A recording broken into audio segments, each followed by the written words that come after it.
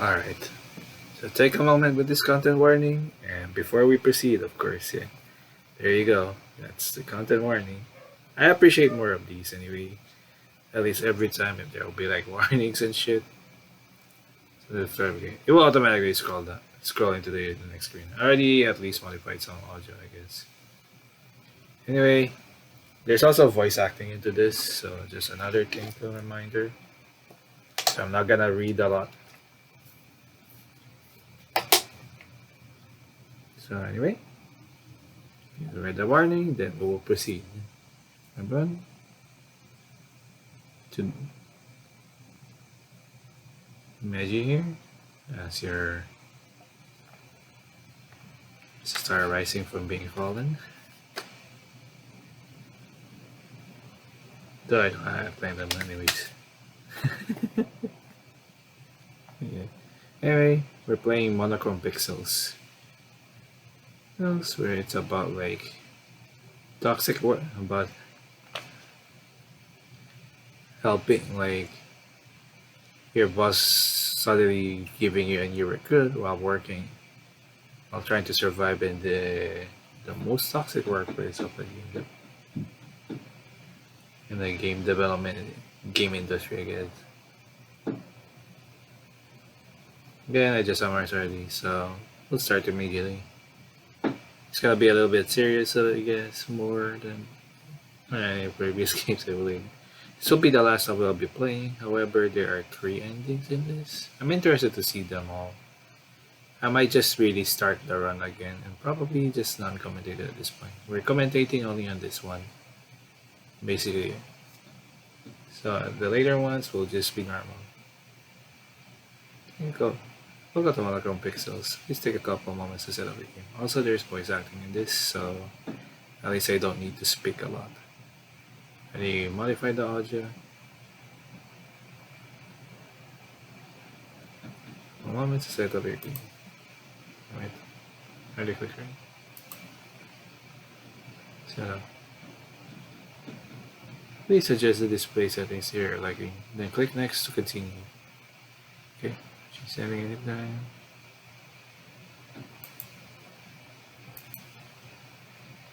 I'll just prefer this one. It's monochrome mode. I think I like.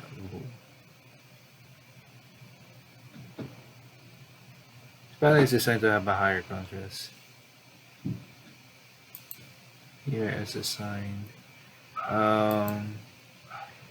You know what? We'll just go with it. As long as they have warning anyway, so let's just proceed.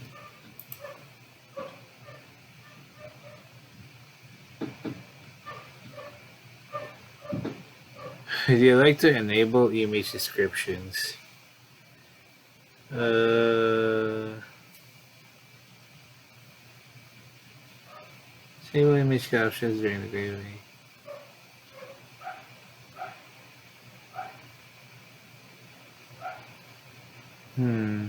You know, I had this last time anyway to the very cool lesbian LGBT mermaid novel one. I guess it's gonna be funny, I guess. So yeah. Next, when you like to enable audio options, you know what? Just for our rules. Anyway, let's try the test. Okay. Sure, why not?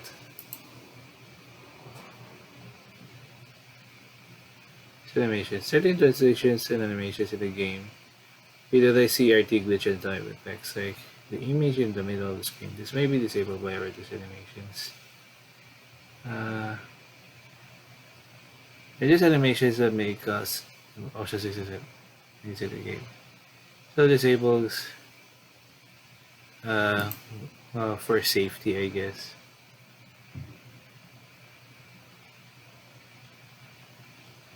As much I would. I think we might still keep it in. Anyways. Maybe later on so we'll actually see like, So again, already with warnings and shit. So I'm just gonna keep it a little bit, and yeah, there's a little bit more warning there.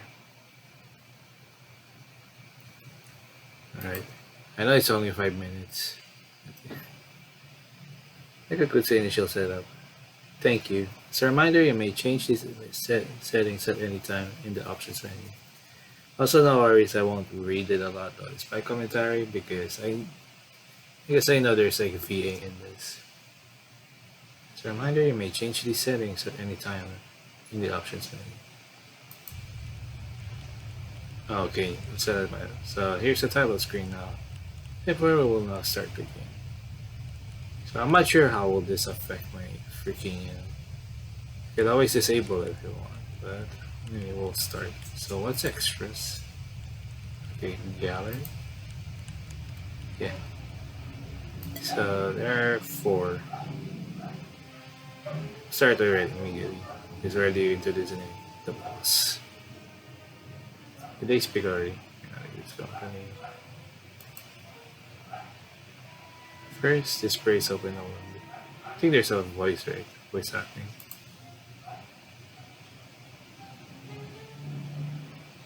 Amazing man, his face is obscure, stands before the end.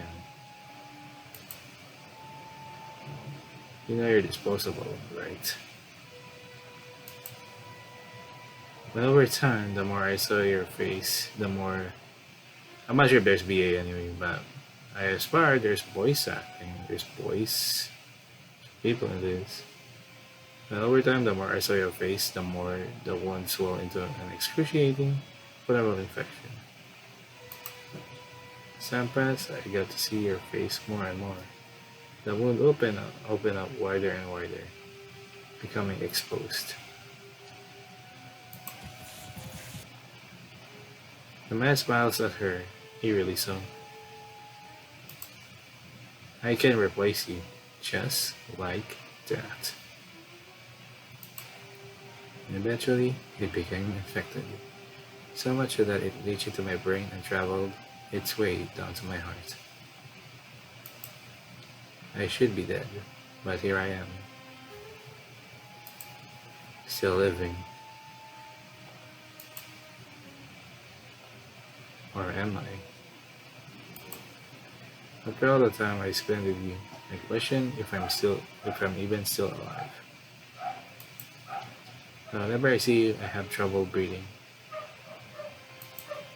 I want to run away, but my legs refuse to move, no matter how much I try to break free. My brain is shackled by one command.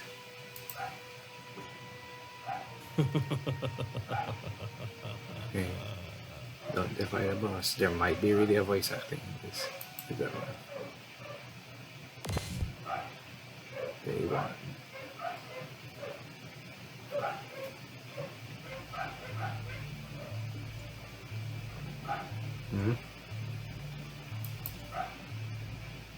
I appreciate it's obscured by my warm and heavy comforter.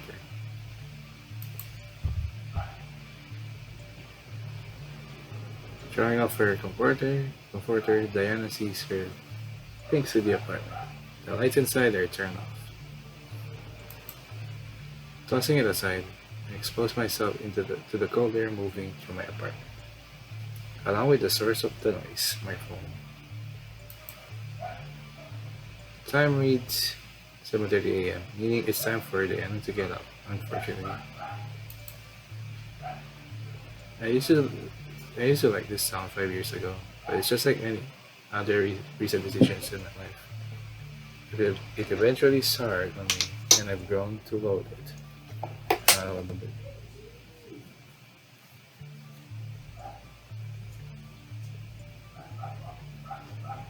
Move it. It's way too happy. Then again, I tried darker tunes, and they had the same effect. So maybe it's just me, instead of the psycho engineer who created the cheerful tune. Dun dun dun dun dun.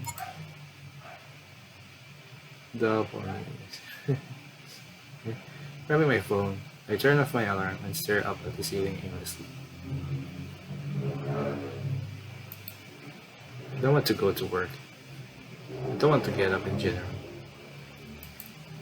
I want to stay in bed, in my very comfortable bed that I use my bonus on, so that I can stay on my phone, because I sure as hell don't want to go back to sleep.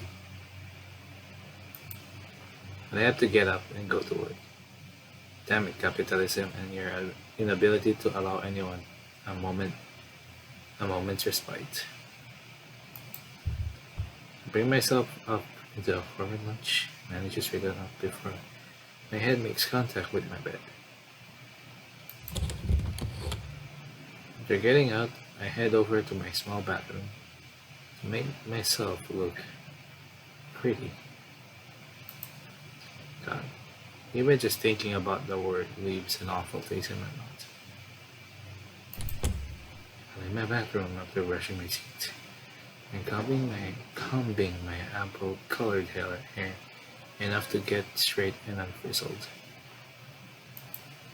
Stepping over a few dirty clothes on the floor, I open my dresser and pick out my outfit. I'm scalded many things, even people say I'm not.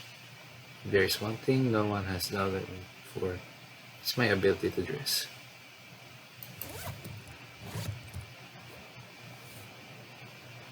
So I'm not sure there will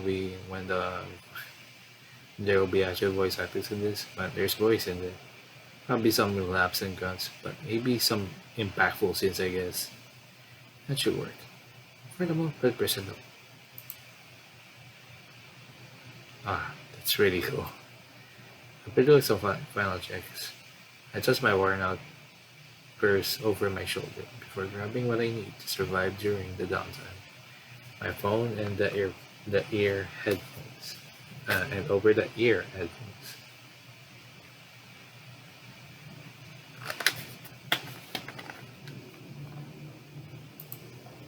Despite everything, this baby still works, and I'm forever grateful for that.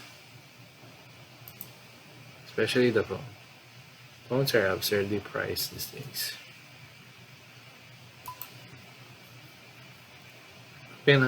Opening up fair music, I start my travel playlist, of course. A track from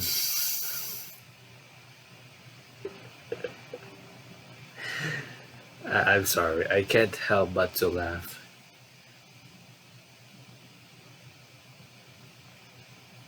A track from Shin Megumi Tensei Demon Punishment. Not relating to any guys with boxer shirts anyway. Begins to play, and I can feel my shoulders relax. My heart slowly, my heart slowing to a reasonable pace as the tension seeps out of my body. You're okay, Diana.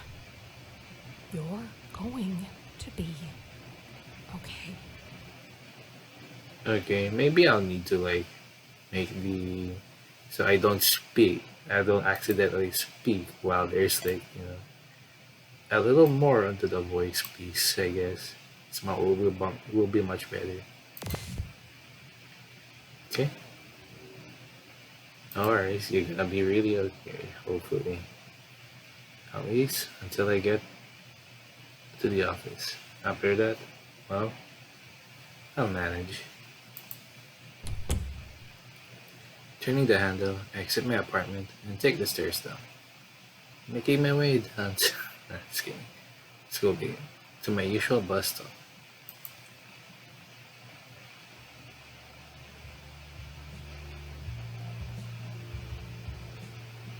Just like how it's always been, Mad Lobster Interactive's office is brightly lit, giving some much needed life to this otherwise dreary atmosphere.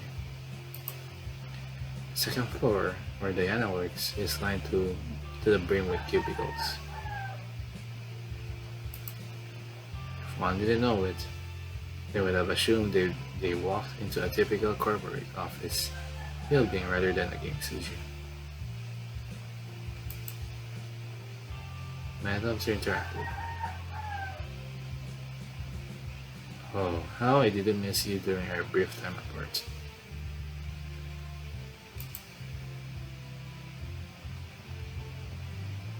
Even though I'm early, I decide to make a dash for my desk despite a few colleagues greeting me along the way. I'm not gonna try to voice act every single character, okay? And besides, there's already like voice acting, so you can imagine that in your head. A painful twinge pulls into my heart. I see them frown or make a sour face.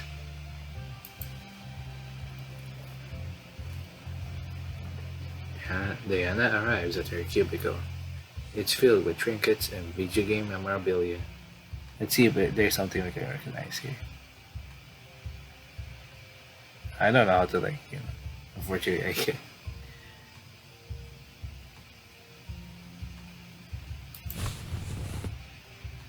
After putting my stuff down in my cubicle, I settle into my chair and recline into the indent I've made for myself. If there's any upside to working here, to which there's at least a few, it's this office chair.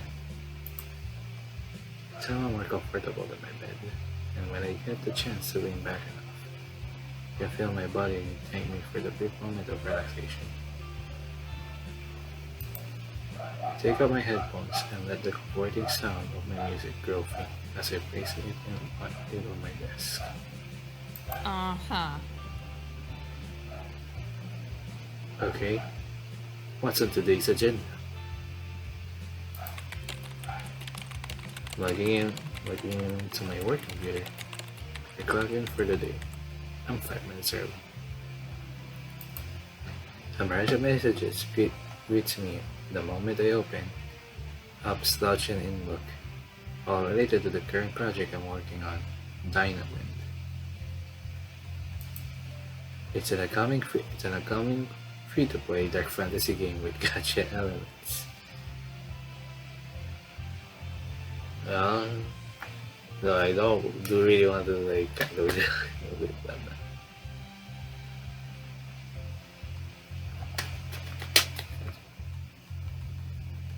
It's always never good when you work on a gacha game. It's coming along. There's been a number of progress bumps along the road. Our team keeps getting smaller and smaller, which means the workload keeps getting heavier and heavier. 30K a year is nowhere near enough for what I'm doing, but what am I supposed to do about that? I'm hoping the game is received well when it releases in 2 years. It would suck to disappoint our players, especially after the positive response to the reveal trailer. We've all worked too hard on this project for it to fail. At this point, only time will tell. So I'm typing away, answering messages to whoever is sending them my way. A loud ping emits from my phone. A personal email? From who? Oh god. I hope it's not another character scheme massage. No. Definitely very true. Don't respond back, man. It's tempting. And the thought of sending a snarky reply so that a crypto bra with broken English gets mad at you for insulting them. Probably not though. As I whisper that to myself, I glance around to make sure the coast is clear before opening up my phone, because I don't dare get off task on my work computer. I open my inbox first, dropping my shoulders after reading the first unread email. Interview requests about Mad Lobster Interactive. So, expect me a little bit of mental sticking every time. It's that journals again. When will they get the hint that I'm not interested in their interview? Sighing, I shove my phone into my coat pocket. I don't have time for nothing. Another ping. What did I just say? I don't have time for. Before I take out my phone again, four more pings follow in quick succession each other. No, they're not coming from my phone. They're coming from my PC. A bright red bubble with the number 5 sitting in the corner of the slouch icon is staring right at me. Anyway, if you're hearing sounds, I'm just preparing a little bit of my electric fan in case if something gets wrong first. The number 5 sitting in the corner of the slouch icon is staring right at me. Who could need my attention that urgently? Did something happen? I pop up in the window and glance at the unread direct messages to see who contacted me. Right then and there, my heart drops. By the way, speaking about the VN Cup, yeah, it's August. Kumenasai. I thought it will be this month.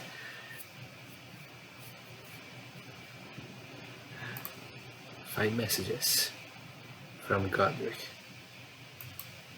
Seconds feels like minutes as I stare at the red bubble next to his name. My stomach turning as I mull over the possibilities. It could be anything, and that's what's frightening. You'll never know what you'll get with Godric.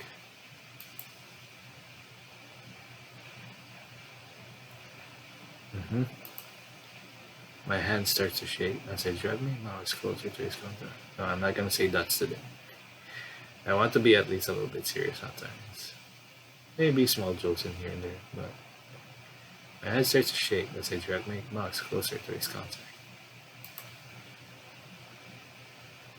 He's going expecting the worst, and that way you won't be disappointed with whatever happens. Brace myself for whatever comes my way before clicking on his messages. Good morning, Diana. I'm reaching out because I have an important matter to discuss with you. Please, get to my office pronto. Like, in 3 minutes pronto. Thanks, smiley face. What?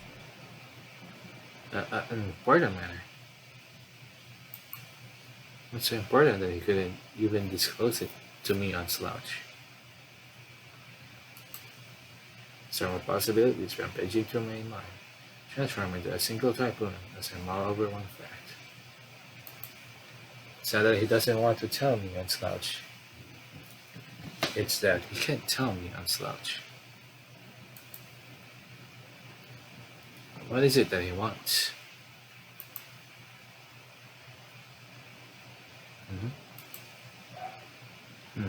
As much as I want to figure it out, Godric hates waiting. After all, he wants me at his office in 3 minutes. He wants me in his office in 3 minutes.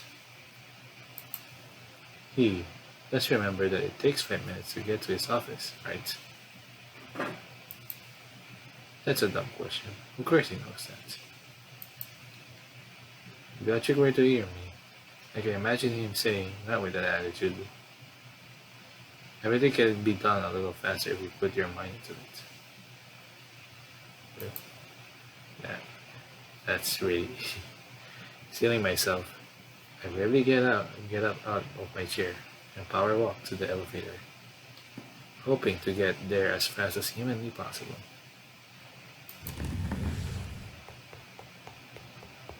Some co-workers try to get my attention, but they stop themselves once they realize I'm headed to Godric's office. Their curious expressions become forlorn looks once I pass by them.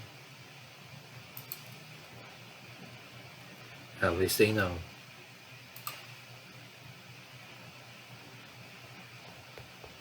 Two and a half minutes later.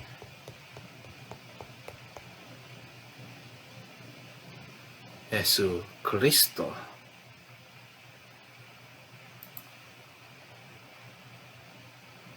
I lean against the wall, panting as I tried to catch my breath. Couldn't take the elevator. Our Scholes closed the door right before I could get on. You know. Somehow, by the grace of God, I managed to run up 2 flights of stairs and get here. I honestly didn't think my legs were capable of that with all the sitting I do. Maybe in another life, I was an Olympic athlete and won multiple gold medals in the 100 dash and became a star runner in the 400-meter relay. And just like that, I arrived early, exactly how he likes it. I wiped the sweat of my brow before gently knocking on Godric's office door. Come in, come in.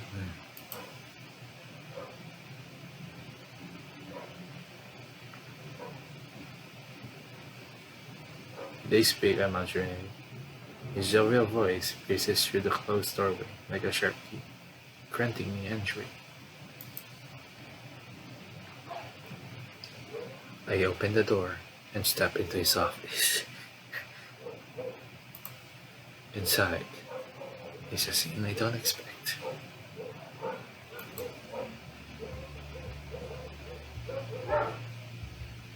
Diana entered Godric's office. It's filled with trophies and awards he's won, from childhood to adulthood. He even has a picture of himself hanging in the corner. That face, though. I see Godric standing next to someone. From the looks of it, he's a young fellow, colorful hair and peppy attire that makes me feel dressed up. The sight of this iridescent stranger eases the tightness in my chest.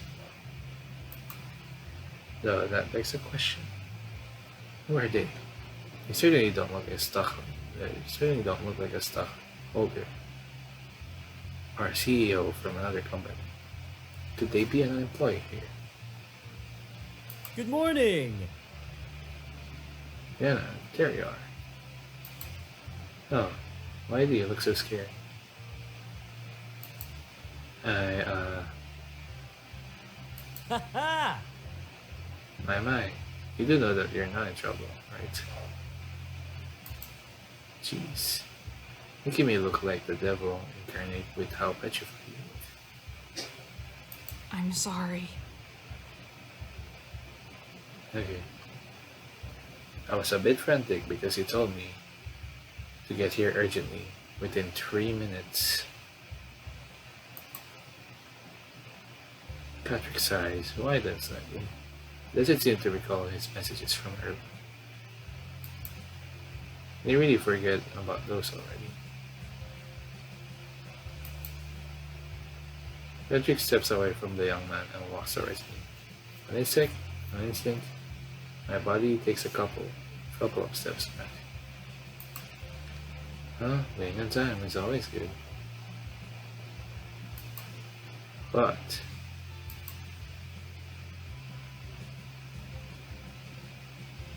what I always say, and everything can be done a little faster if you put your mind into it.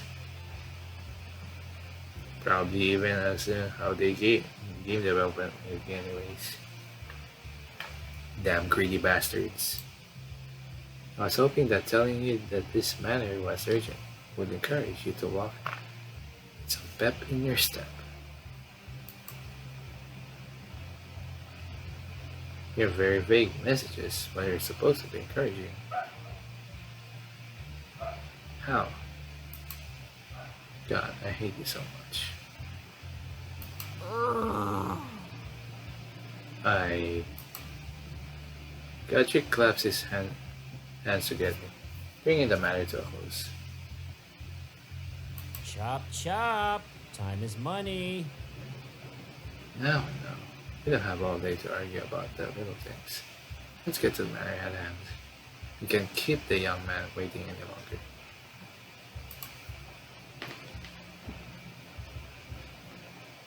Um, Skipping back over to the mysterious man like a child hop on the candy. Godric wraps his arm around their shoulder and pulls them close. Judging by their unwavering smile, this person doesn't seem to mind close contact. Diana, this is Enya, our newest junior game designer. Haha. Enya, this tardy yet surprisingly efficient senior game designer is Diana.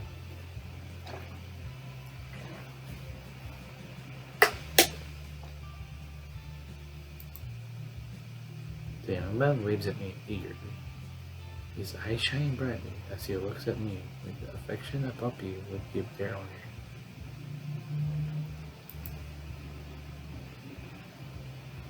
And he smiles at Diana while Godric looks on with a slight grin. Hiya. The name's Enya. Wait, Godric already said that. Anyway, it's nice to meet you, Diana. Okay. I winced at this loud introduction. I wasn't expecting from someone to sound so eager this early, let alone in an office setting.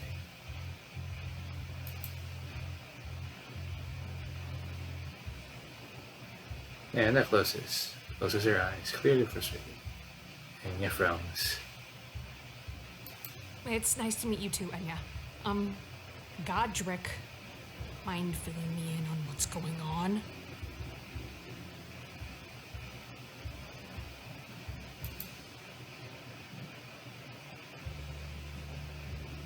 What do you think is going on?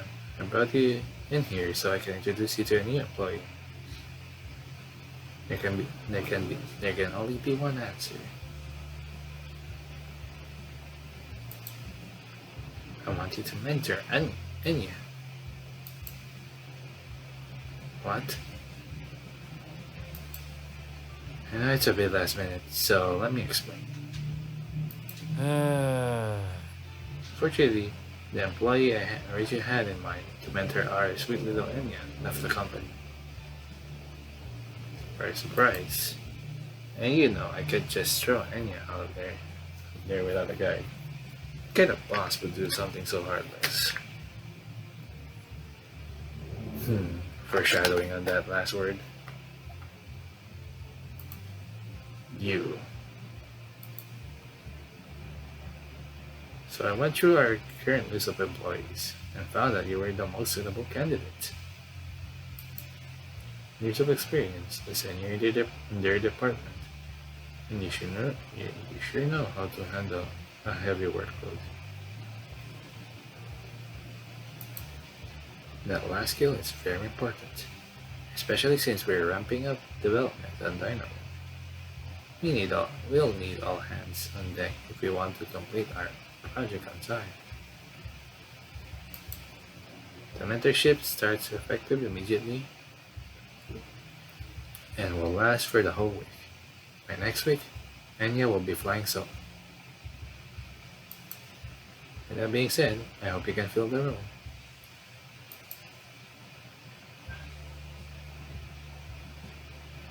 Can we go back?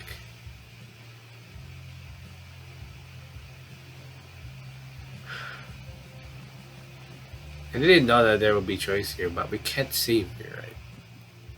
We can save. Yes, we can save there. Okay, I remember now that there's escape. Let's go back.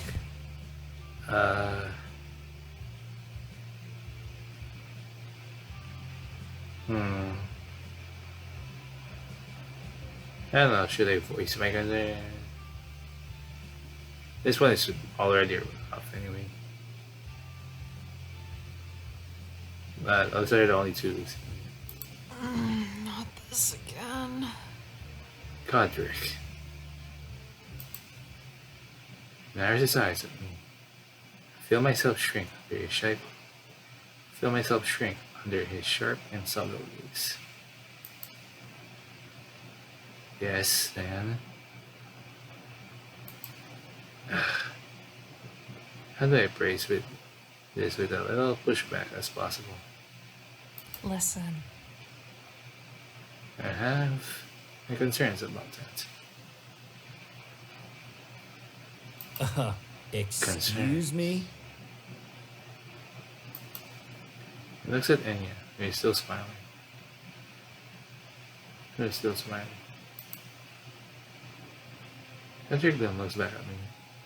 He already mimicking Enya's smile, which sends shivers down my spine. Oh, whatever are you talking about? What exactly are those concerns? And I'm not sure if I can handle mentoring them.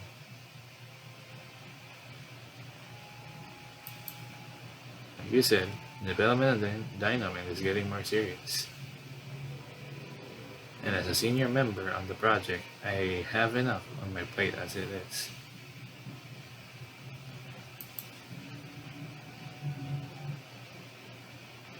Implementing assets features working on documentations, attending meetings, and reading over scripts. And that's just a fraction of what I'm doing. I really can't handle more than that.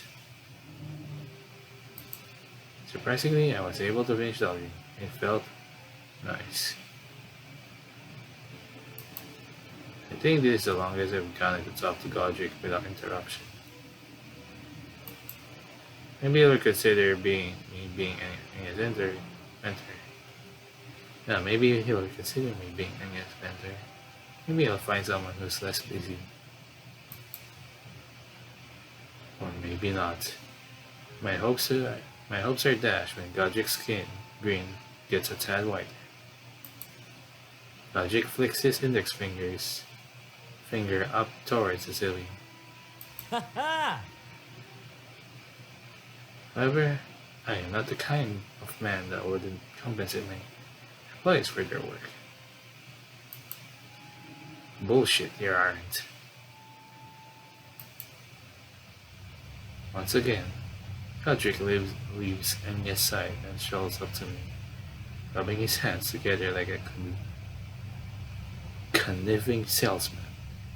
You know, like the one in the Legend of Zolda Rora's Mask. What will you like there? You can wish for anything, and I'll grant it, as thanks for mentoring Enya. A paid vacation.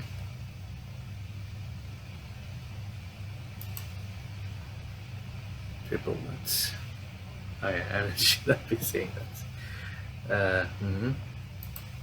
Not that. Maybe something else. A bonus. It's not possible. Really? Unpaid vacation. Patrick pinches the bridge of his nose and lets out a heavy sigh. Okay, now what? How about this? Influencer box. No.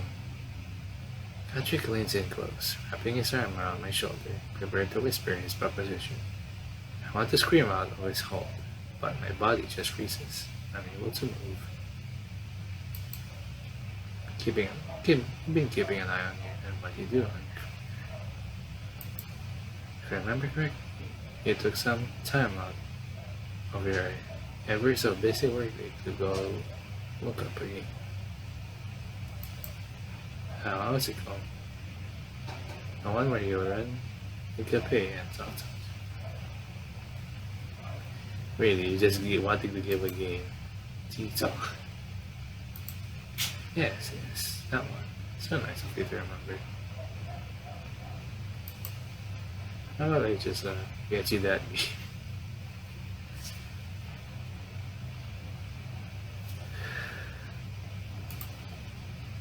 Triple butts. You know, she could just buy that anytime she wants. What do you say? Just fucking leave the company, man. You know? Is there an ending that shortcuts to that? That'll be a nice fourth ending. I know, it's such a good offer, and it's got me out of my own pocket too. It's impossible to say no.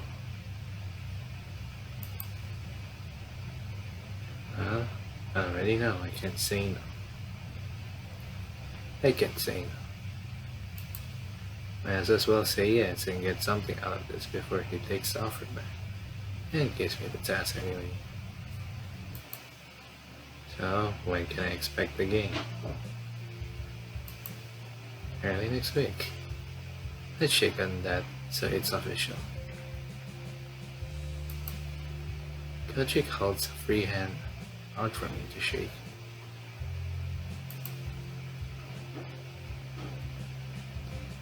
Triple dots. Deal. Yeah. Reminder that about it.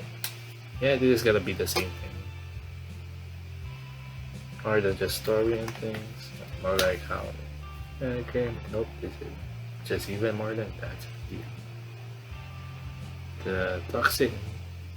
We're witnessing a presentation of a toxic game industry. Uncomfortably, I shake his hand. His grip is tight and firm. It's almost like he does this for a living. Excellent. Good. Although you could afford to sound a little more enthusiastic about it. Like, for me, I'll be even hell now. But it's fine. It's fine. Godric leaves my side and I feel like I can breathe again. He goes to sit behind his desk. Godric claps his hands together happy. I expected nothing less from our employee of the month. Huh? I knew I could count on you, Diana. Godric gestures Enya to me. Enya, be sure to ask any questions that are on your mind. Oh, and make yourself at home. When you're here, you're family. I roll my eyes. Enya nods. I'm sure the cubicle in front of Diana is free. For the taking, go ahead and take it. That way, you won't need to go far to ask any nail-biting questions you may have. Thank you so much, Godric. Oh, and thank you, Diana, for taking me under your wing. Enya bows. Promise you, I won't be a bother.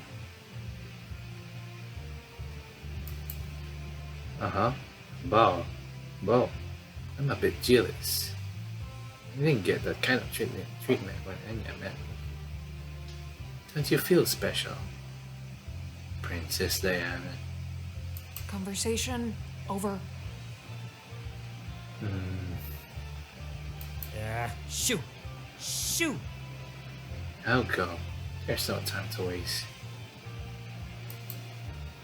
Godric instantly waves us away, directing us towards the door. Have a good rest of your day, Godric. You too, Enya. Enya and I both exit Godric's office. Not even a second later, I see Godric from the corner of my eye, sitting down and kicking his feet up on his shiny, expensive wooden desk. Now, where do I want to go on vacation next? Bastard. Those are the last words I hear slip out of Godric's mouth before his office door closes behind us. From here, we head back down the elevator to the second floor. That's so cool. Well, that's your cubicle. It's so awesome looking. I love your figurines and things. Enya holds his hand together as his eyes gleam with delight. It's weird It's weird seeing someone so happy in an office space.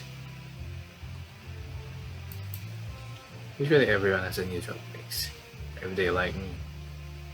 They also have a resting B word face. Okay. Yeah. I wouldn't take you to some random person's desk. Enya. Anyway, your desk is over here, right in front of mine. I point to the empty cubicle, but Enya's attention remains in my area. Enya. Enya walks up to my desk and admires some of the trinkets I have lying around amongst the clutter. He's eyeing on my final Crystal 7 reborn figure, a collector's edition exclusive. Ah yes, my favorite character, Gas. Ah, wonderful name is again. And their weapon, the Sea Saber. No way, you get the Clyde figurine. Can I touch it? The ambitious yet curious glint in their eyes has me feeling a little anxious. Before they can get any closer, I put my arm between them and my precious Clyde figure. No. No. Okay. It also said, no, please stop. It's very expensive. Besides, remember where we are. We're at work, Enya. Not at my house. You can just loiter around looking at stuff. I'm sorry. Right, sorry. Before I sit down, I just want you to know. You have all your login information here. Just slouch, you'll look, etc. I got it all this morning. Good. And the documentation for DynoWin. Are you able to read it all? Yep. Read it all. The last few days while I was at home. Good job. Awesome. So you have a grasp on how everything is going. So you'll want to... I suppose. There's a lot to be done, but as a junior game designer, he'll be wrong to take on such a heavy burden, especially in his first week. He glanced towards a menacing clock on the wall. Second hand is moving on without a care in the world, the minute hand slowly following behind it. I have so much I need to get done. Okay, first things first, log on to Slouch. Click on the pin section in the designer chat. There should be a link to Bites of things. Log into that and you'll have an email with a list of tasks for the week from the producer. It might not be so much since it's your first week. To be fair, no one was aware that you were even up. At least I wasn't. Can do. Enya gives you a tiny salute before turning their attention to their PC. Let's hope they can guide themselves for now.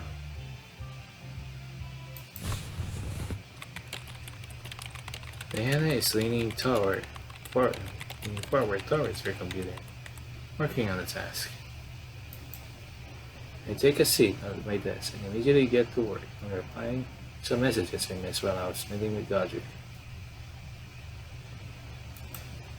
They're not a lot, but work here can pile on pretty quickly. If I don't catch up on it now, the load will get heavier and heavier. An hour passes,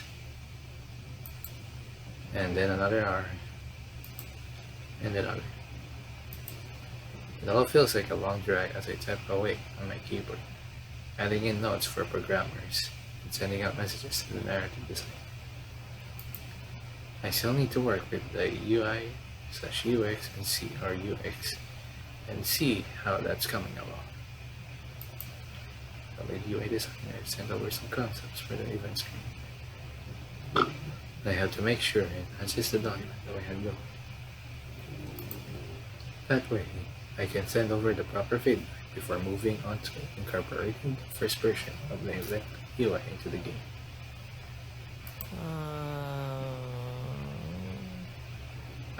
Diana? What did I write down in the design document while collaborating with them? Diana. Turn to the directory and scroll to the web page looking for it. Nope. Nope. Not it. Not it. Okay, why are these concept arts here? They should be in the art. Look at me! Diana. Huh. I turn to the sound of the interruption and come face to face with Enya, who is staring at me with their bottom lip puckered up and their eyebrows arched. Oh, hey. Oh, hey. Okay. They also speak. Oh, hey. What's going on? I need help. With. I'm a little stuck, or more like I don't know where to start. It's some documentation stuff in regards to the event system. I glance at the clock on my computer. 11:21 a.m. Workday ends at 6. I really don't have time to help Enya. But I can't exactly leave them to fend for themselves.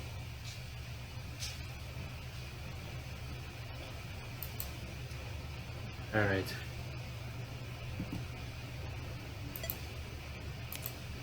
I mean, I guess even though with them, we will have to check the options later on. Go over and help Enya, I guess.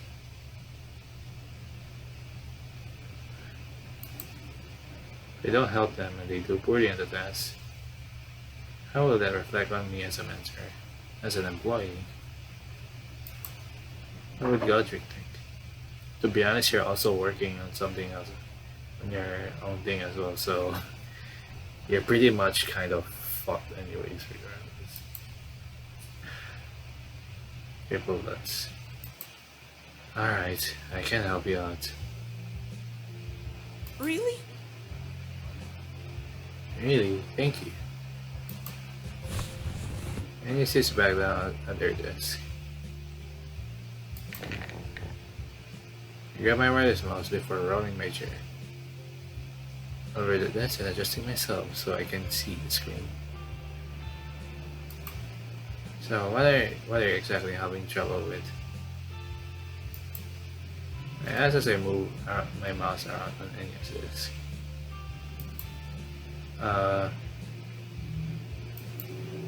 Glances down at the mouse, arguing as well.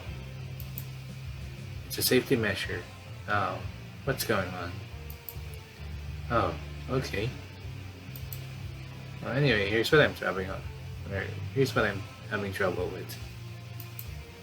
One of my tasks is to analyze schemes for competing companies and write down notes on what could work for the NaNoRenO system. I'm not too sure how to go about that. Do I want to take player feedback into account as well? What kind of rewards should we offer and what tiers? To developments, new units, side content, primary character. You're thinking 5 steps ahead, Anya. That's what's tripping up. Just take it one step at a time.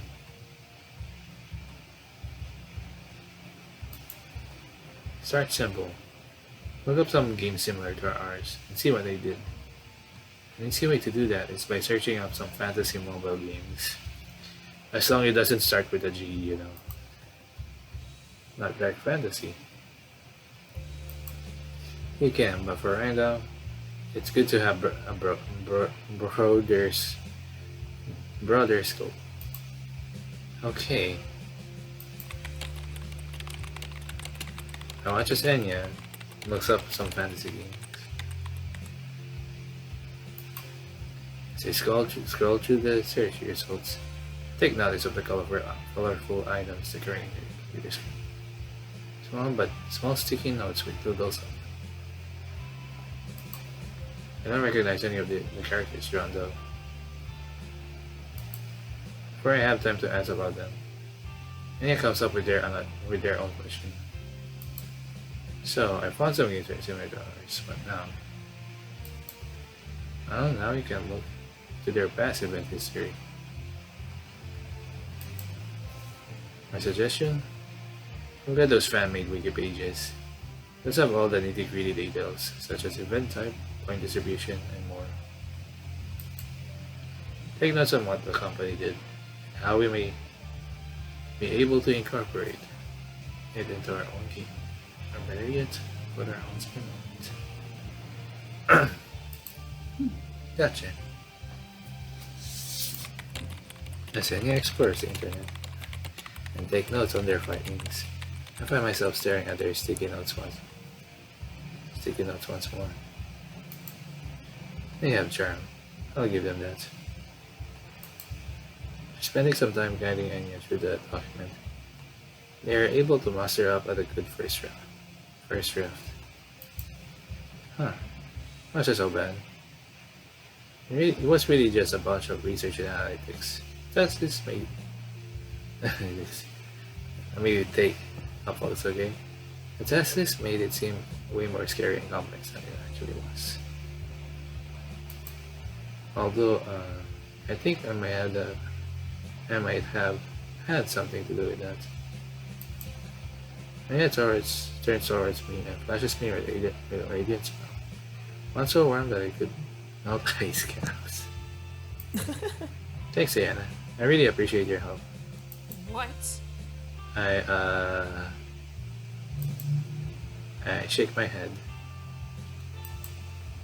Don't pat yourself on the back, Diana. You're doing the bare minimum. You're doing your job. There's no need to feel good about that you're supposed to be doing.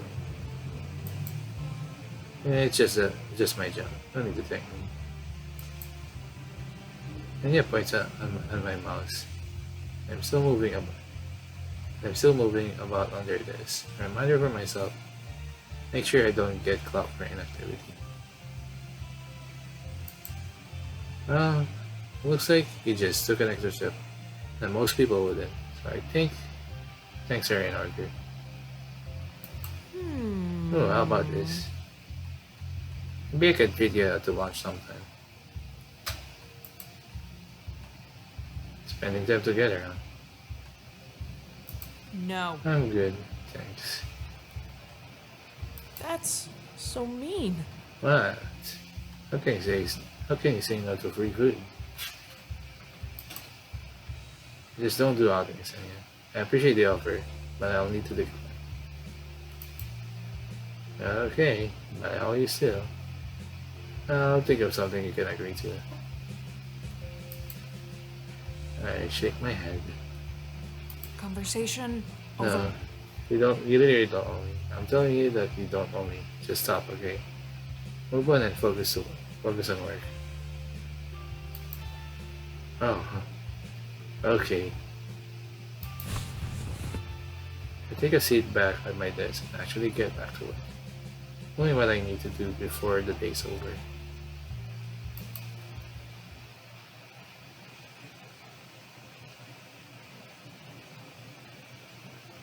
Diana is leaning forward towards her computer, working on the task. As I'm typing away at my desk, I hear sounds of shuffling feet and nonsensical chatter, which can only mean one thing. Lunchtime!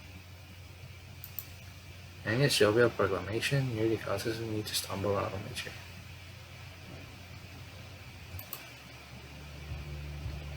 I look up to see the bright smiling employee peeking out from the top of his cubicle. Wait, how is he peeking out from the top? Is he standing on top of his chair? Enya. Get down before Get down before you get hurt, please. This place isn't a playground. You're not going to get workers come for this. You'll be fine. I have perfect back. Enya stumbles backwards, his grip on the divider being the only thing that saves him from a minor concussion. See? Flying. The fear in your eyes says otherwise. Enya looks around at some of the remaining employees, who are still at their work, desk working. They glance at Enya, then turn their eyes back to me, fully concerned. You going to lunch, Anna? Uh-huh. Yes. Why? It buds a little, the glint in their eye becoming larger and almost unbearably bright. Well, then, let's go together.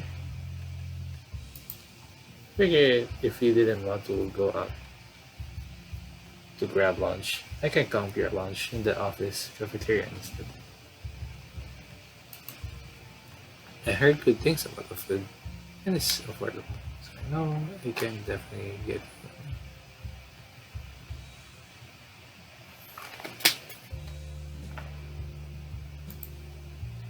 You don't have to. Hush. I shall and I will. You want me to annoy you until the end of time about this? You'll be compensated for helping me, whether you like it or not. Well, I don't like the alternative. Alright, I'll accept, but don't think of this as anything more than you buying me a meal. Okay. Weird. I'll accept your terms and conditions. Enya hops up of their desk with a loud muffled thump of the office carpet. They then stroll over to me, grinning from ear to ear. Now then, to the cafeteria. Yippee.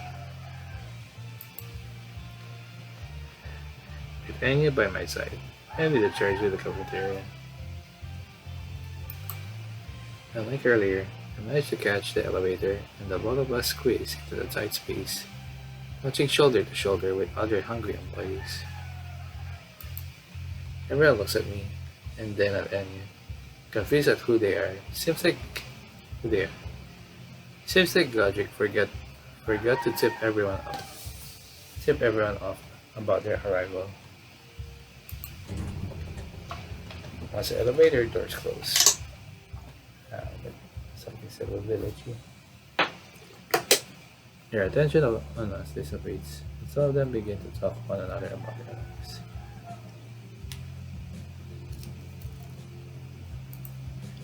One of the older male employees asks what he should do for his kid's birthday, if he can get a day off, that is. A younger employee, who seemed like she came from straight up college, noted about the minor inconveniences that happened to them over the weekend. Someone else talked about their fiancé.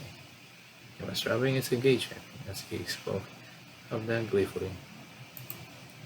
Eyeing their ring finger, my stomach aches and I bite down the bottom lip to prevent tears from coming. Thankfully, the elevator doors open, and I ran up, freeing myself from that suffocating space. Wow, you okay? I'm a fan of tight spaces. No, not tight spaces, I am. All I gotta do is nod, and Enya doesn't All I gotta do is nod. And Enya doesn't question me any further, as the two of us head towards the cafeteria. Hopefully the food won't upset my stomach anymore than it already is. Diana and Enya enter the workplace cafeteria. Small cafeteria is bustling with activity, as the starving employees to get a meal to fill their stomachs. Enya pulls me towards the small light, eager to get their lunch. Look at this! Look! Wow, this place is a pretty nice. Wow, this place is pretty nice. You know, I never had a workplace cafeteria before. If I ever wanted to eat somewhere, I had to sit at the back of the store in a cold break room. So this is definitely an upgrade. Cafeteria is a perk, I'll admit. Decent food, plenty of options to fulfill anyone's dietary needs, and affordable. Most studios our size don't even have something like this. So you get to the front of the front of the line. Anya stares up at the menu, wondering what to get.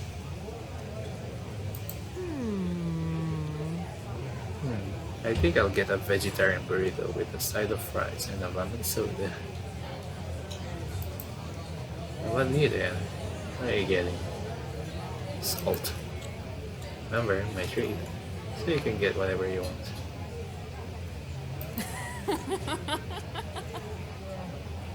The way you produce that makes it seem like you're the mentor and I'm the mentee.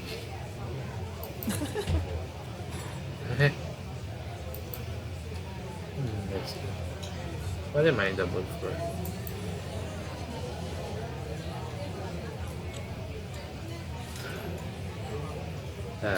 Let's save here. I'm not sure which choices do matter for the.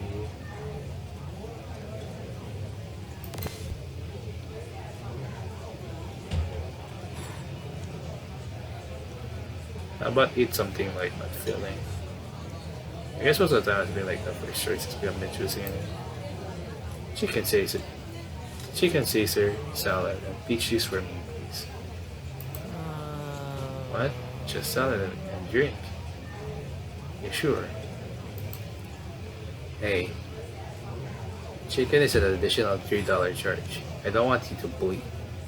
I don't want to bleed you dry. Yes, it'll be enough. My doctor told me to eat more salads with protein so I don't feel so tired all the time.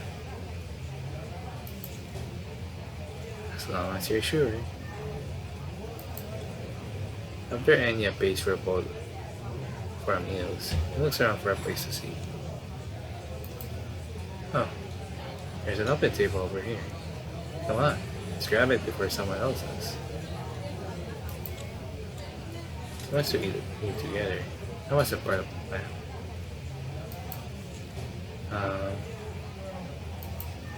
But I guess an unspoken rule. While mentoring involves having a meal with your mentee at any given time. How would that reflect upon me if Godric found Enya all by his lonesome?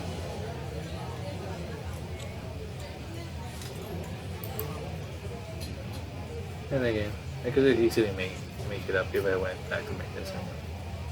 Surely he wouldn't mind that.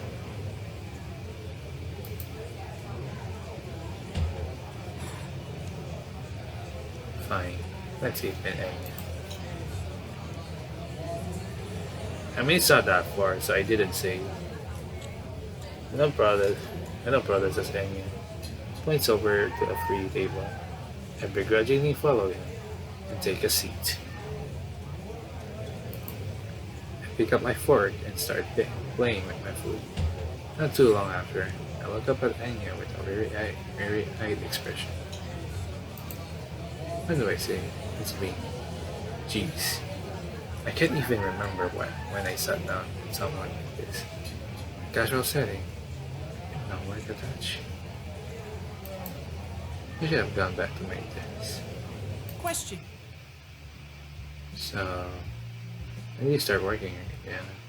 You know, since you're a senior game designer and all.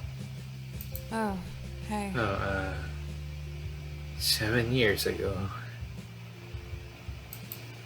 Oh, wait, how old are you then? What?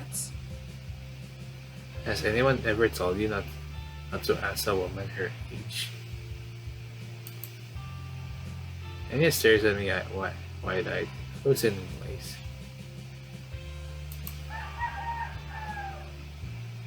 When Enya.exe reboots, a blush creeps up their face. Ah, you're right. I'm so sorry. You know what? Forget I asked. It's fine. Enya. To answer your question, I'm 32. A little bit. I'm just readjusting my bed because it's maxing out and I don't want it to hit my external hard drive here. My question, I'm 32. So you're 5 years older than me. I just turned 27 this year. I nod, taking a bite out of my food. Ah, well, happy belated birthday, Enya. Thanks. The conversation dies down and we're back to sitting in uncomfortable silence. At least for me it is. Enya doesn't seem to mind the pause in conversation, from how they're bouncing around and smiling. I should ask him something.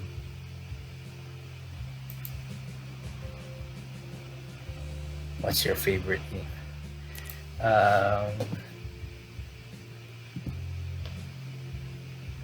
So let's say, what did you do before this? Say, what did you do? What did you do before this, Enya? Enya shrugs. Oh, nothing exciting. Worked as a gas station cashier for 5 years and an art store specialist since I was 18. So no prior game experience. No professional experience. I made games in my spare time, but nothing triple A or double A. Although Enya is smiling, a far-off look in their eyes tells a different story. A familiar one. Honestly, I didn't think I was going to get this job. Compared to everyone else, I felt so inexperienced and unworthy. Yeah, the game industry is incredibly competitive, so it's hard to get a job anywhere. Even for a junior position, you need a pretty impressive resume if you want to stand out. It can feel like a game of luck at times. Yeah,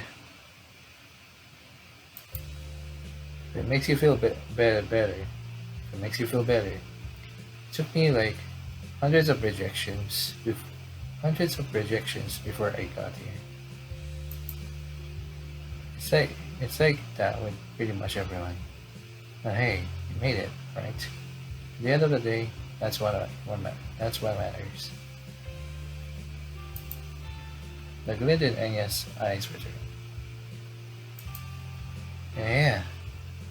Yeah, right. It's like they say, it's not about how you get there. It's about making it in the first place. I'm at least 80% sure. That's not the saying. But I don't dare break the news to Enya. The rest of our time together, uh, Enya and I talk about the job, small details to help them get acclimated. So I don't have the heart to tell them everything.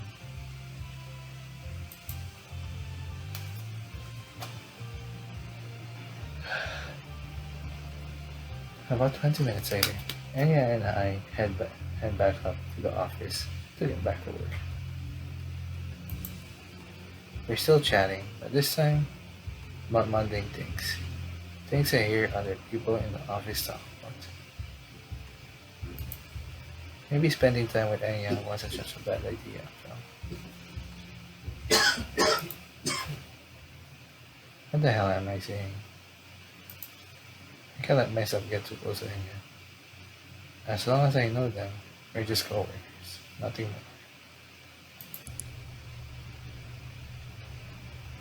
It's a little before 6 o'clock now, and the office lights are off. Diana, Enya, and others are still here wrapping up the chance for the day. Close out an early preview of the event gameplay for Dynamite.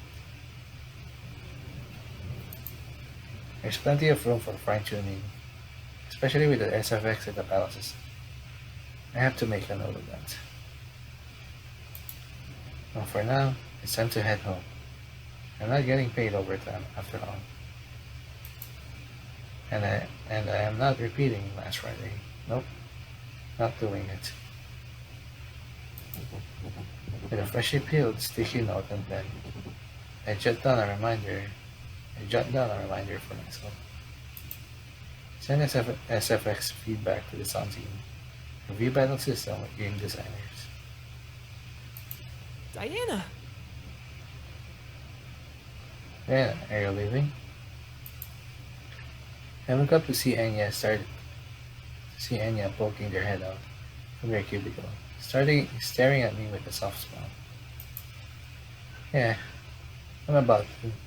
Just writing a reminder to myself of what I need to get done. That's smart.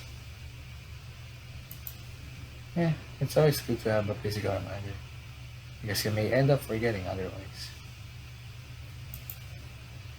And notes while taking out a sticky note to write that down. Note to write more things down on sticky notes so you don't forget. You know, you could write it. You know, you didn't have to write that down, yeah? Well, if what you're saying is true, you now need to make a physical reminder to make more physical reminders.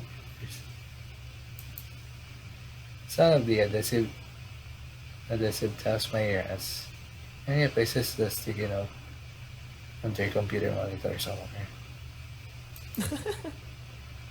And done. Now I won't forget. Alrighty then. I get up out of my chair to stretch a bit. And it doesn't take long before I start feeling the aches in my muscles. That hurt. I throw all of my stuff into my bag before taking my headphones out from the desk drawer and putting them on. The calming melody of the TikTok soundtrack reaches my ears. Owing to the beat of the music, I slowly make my way towards the elevator with Enya inside. Remember, he doesn't say a word, despite the way his attention flickers between me and what's ahead. We eventually get to the ground floor. Enya runs ahead to the exit, and not before turning back to wave at me. I don't wave back. Maybe his smile doesn't fade, sending a sharp pang through my heart. I look down at my phone. It's a black screen giving me a close-up reflection of myself. It's the same time reflection that I see every morning before I head to work, and the same one I see before I go to bed every night. My eyes drip upwards at the exit Enya has left through.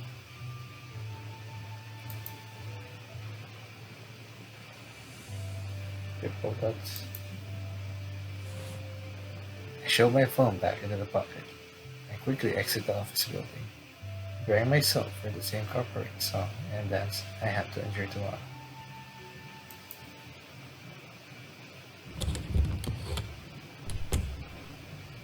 As soon as I step into my apartment, I heave out a heavy sigh, some of the pressure easing off my shoulders. toss my purse onto my kitchen counter and slop over to my bed, falling back onto it and taking in. Wait, it's my mental state. Maybe my mental state's a little bit right now. Anyways, never mind. Reaching out there and slop over to my bed, falling back onto it, and taking in its comforting embrace. There's so much need. There's so much that needs to be done. There's so much that I want to do, but my body is screaming at me for some rest. Ah, I don't need to repeat it. I don't think I'll ever get to my room, I don't think I'll ever get to my dream backlog. Over 50 games that I was looking forward to playing. I'm collecting virtual dust on my computer. My eyes flutter shut as the last bit of my energy fades away, and I reluctantly give it to sleep. Get another scene here. I'm awake.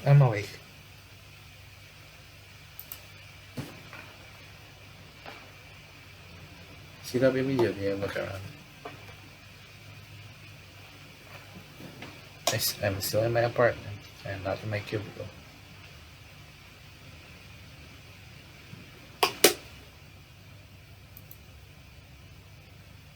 From the side, I see a brightening light flickering on my phone screen. Seems like I got a work message. A reluctant tap on my phone opens the unread sludge message. Abit.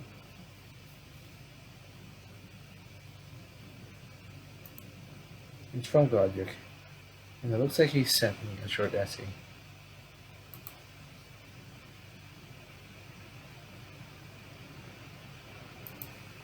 I rip on my phone titles, and my vision blurs as Godric words become a large white blob of nothing. You need to read it, Diana. It can't be that bad, can it? Take a moment to breathe, and whisper words of reassurance. My heart beats slowing to a quiet yet nervous rhythm. I start reading Godric's message. Diana, I wanted to speak with you at the end of the workday. But it seems you ran off before I had the chance to say anything. Just wanted to say that I hope you can teach Enya a way to work around that mad lobster. He's new here, which means he's likely to screw up on the job, and that leads to issues. And we don't want that, do we?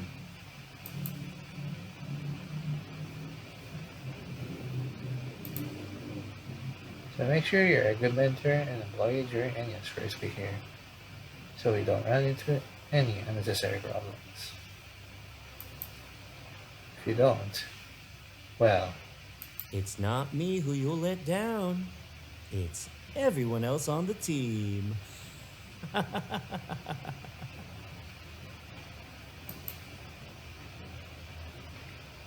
Godric's voice echoes in my head as I read his last sentence. It delivers a devastating gut punch to the stomach. Something I should be used to by now. I want to throw up. I said, it's a pepper reply. Understood, Godric. Closing slouch, I open up my calendar and add one task to my already long list. Enter and close my phone, toss it to the side before mustering the strength to change out all my work attire. I need to make cozy pajamas. So long after I sneak under my covers that Godric's words have infiltrated my mind, invading what is usually my sanctuary away from the outside world. I held my knees tightly, staring at the wall until my body gives out once again and embraces the load song practice.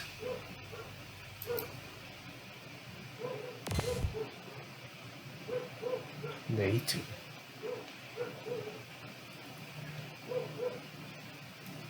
Surprises behind me. Familiar, but very unsettling. Where, where are you hiding? A menacing man from the previous day's nightmare emerges. Your face is still obscured, and it's clearly Godric. I'm right here, Diane. I've always been here. It crawls and wriggles, like a snake stalking its prey. I don't know what you're talking about.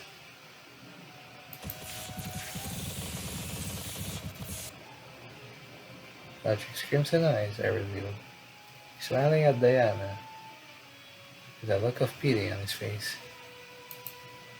He creeps closer. I've always been watching you. I always will. I can almost feel its breath. No, it can't be. I can almost feel it close its way up on me. Today, the game has ended. What? He wants to keep me quiet. He wants to suffocate me. I can almost hear his next words.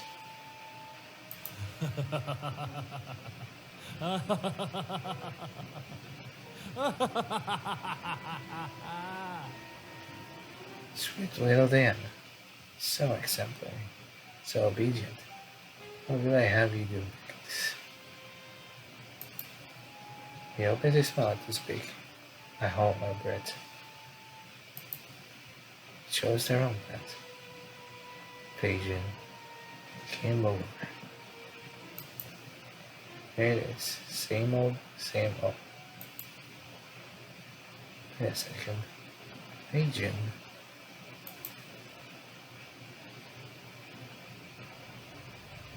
Waking up, Diana finds herself in her studio apartment.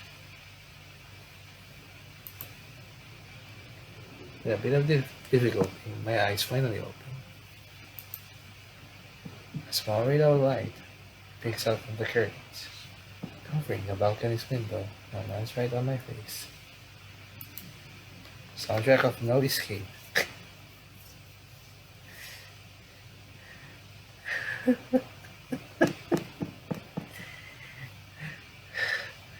Their motives are often very complex.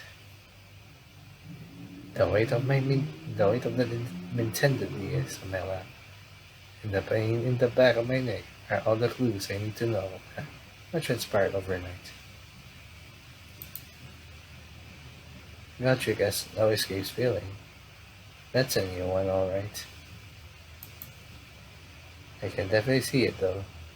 Just add a pinch of narcissism and take out the integrity. Sigh. I don't know what's worse. Being trapped in a ship for 8 hours with a bunch of strangers, or being trapped for 8 years in a company that slowly kills every part of yourself.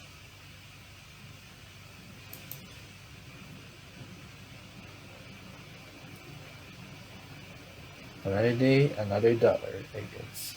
One day, $1. Depending on how long this is, I might.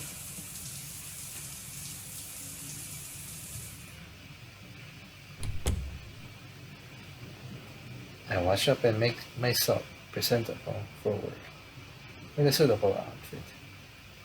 Can't forget about the headphones, of course, before looking at my noodle counter. As I go through my to-do list for the day, I munch on a chocolate present. Organize game design with domination folders. Download with a new monetization feature. Contact Digital Rush for spine animations. Digital Russia. The irony. He didn't take classes from Sonic. That's for sure. Is that the first time they have their either? What's going to be their excuse today? Is it the one from like... I look at the last entry. Enter Enya.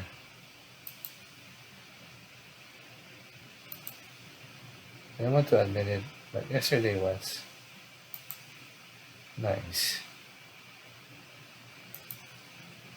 Oh, the hell am I thinking? I have to be professional. Friendly coworkers is not a good idea, especially if you're training them. And again, people do say you can learn things from anyone, not just mentor figures. Maybe this is a change of pace I need. He glanced at the box of chocolate croissants on the table and bite my lip. Only one left. These are limited editions. Do I really want to part with the last one? The one I was saving for tomorrow. My hand keeps moving back and forth, as if possessed. Oh, what the hell? Why not? Grab the box and put it inside my purse. Let's go.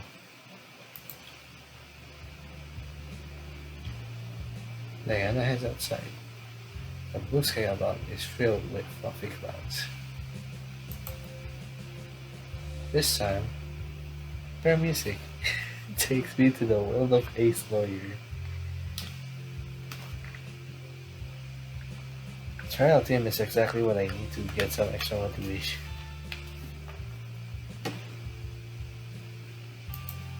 With the meeting coming up, I'm going to need some of that debating power injected directly into my brain. I'm sorry, I know this is still getting serious though, but it's not like it.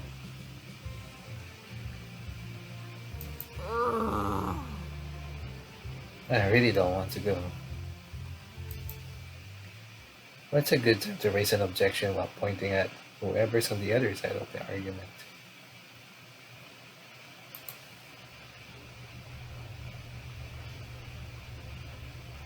Oh. Less than 20 minutes. The bus has already arrived at my stop. It takes everything inside me to rinse from my seat and get off.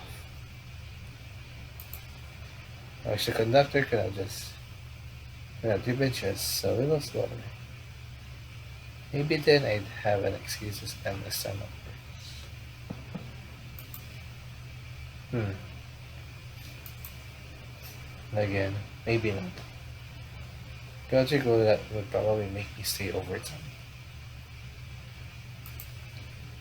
Without even looking where I'm going, my feet take me towards to my cubicle. I'm about to reach my chair and I collide first into someone's chest. Ah! Oof. My purse comes crashing down hard, making some of its contents spill on the floor. I'm sorry. Sorry. Shite. Trying and failing not to show the embarrassment on my face. Pick everything up while chewing the inside of my cheek. The person I bump into also hands me some of my belongings. How do people respond in these situations? I can't believe I can hold a meeting with 20 people just fine, but I can barely hold a conversation with just one person. Diana, are you okay? The voice is sweet, comforting. There's a softness to it that makes me feel at ease. Did they really get mad at me for speaking up? Or speaking at all? I raise my head and see the flowers of the rain. Enya, Enya, you're early today. Hiya. Good morning, Diana. I could say the same about you. Guess my plan to surprise you was a bust after all. I can't help but smile a little.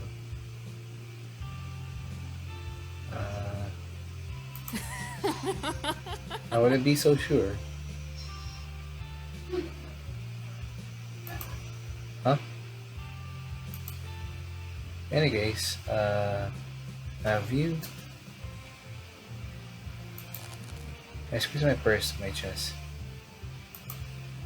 What is it? Have you had any breakfast yet?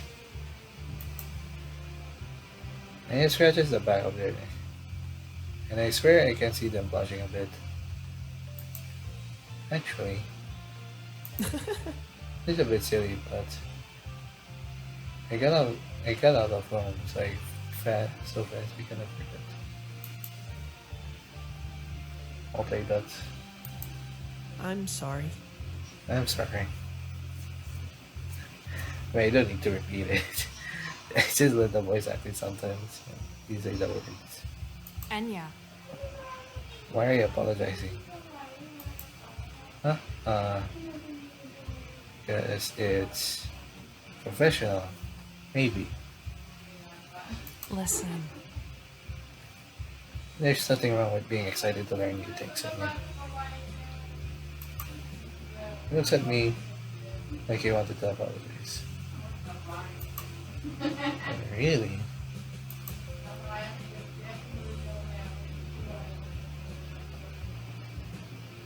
Of course.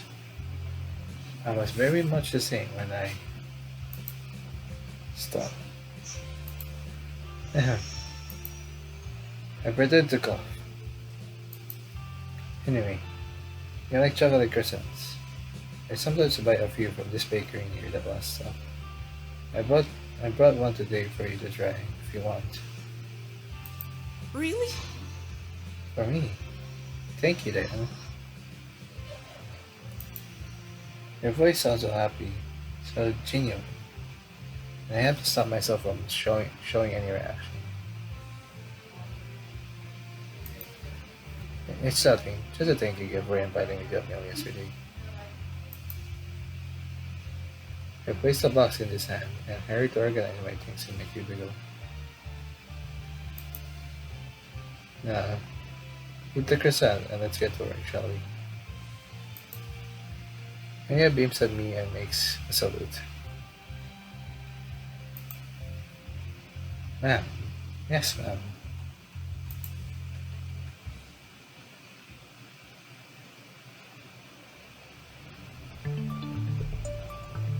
After resuming, and in some case finishing, our test from yesterday for several hours, my phone's alarm rings. Grab it quickly and turn it off so the sound doesn't bother anymore. Oh. Meeting with Digital Rush for spine animations in 60 minutes. Right, that's today. I was so focused on my work that I almost forgot. Okay, this can go in a number of ways. One option is to bring Enya up to date with the situation and tell them to join the meeting as soon as possible. You should also be aware that delays and other problems can happen during the game development of any game. Another option would be to let Enya know about the situation. Contact the producer of Dino to let him handle the meeting instead.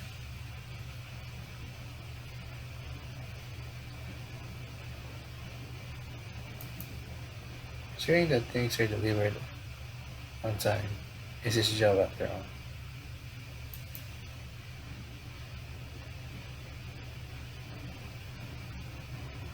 all. Or I could tell Godric about the situation. He's not going to be happy. I'm 100% sure Message from here will have these people get it together faster than Samus speed booster ability. Yep, another reference there. Unless he replaces them altogether. He doesn't bat an eye when it comes to that stuff. I should know. Hmm.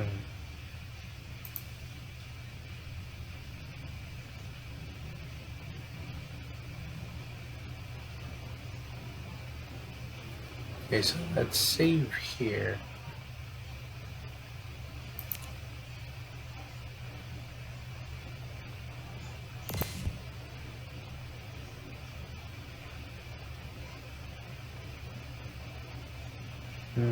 This is a very hard one.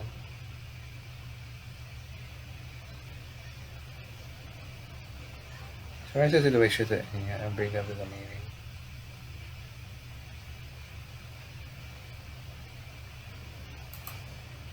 Alright, let's do this. Again, I'm not sure anyway. I think always the... I'm not sure what options would matter for each ending anyway. Now let's see the updates are getting weak a little bit. Free yourself encouraging moments later. I get up from my seat and walk over to Enya's side. Okay, here we go. He's so focused on typing that he doesn't notice me right away. The computer screen is full of open little tabs, with several types of mobile fantasy games, including a fan-made wiki of one of the most popular right now. Yep, I gotta say that. Nope. I see. They balance out the content between story quests, story quests, side quests, and limited time events to keep the players engaged. I'm about to poke them on the shoulder, and the small sticky notes from yesterday catch my eye. Some new ones have been added with motivational quotes. Early bird gets the worm, or never stop learning. Even the one from yesterday, the one about writing, takes down so as not to forget is pasted right on the top of the screen.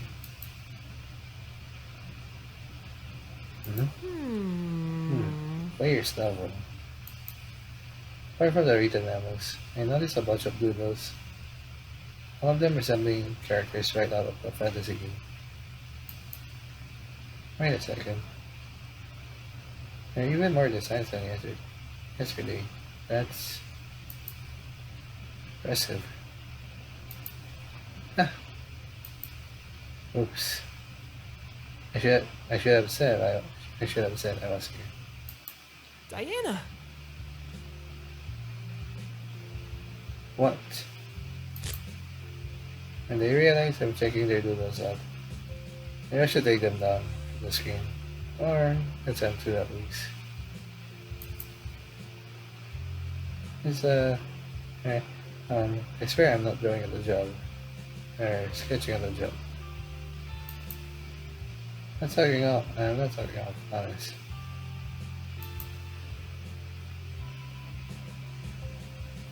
I mean, I'll just save here as well.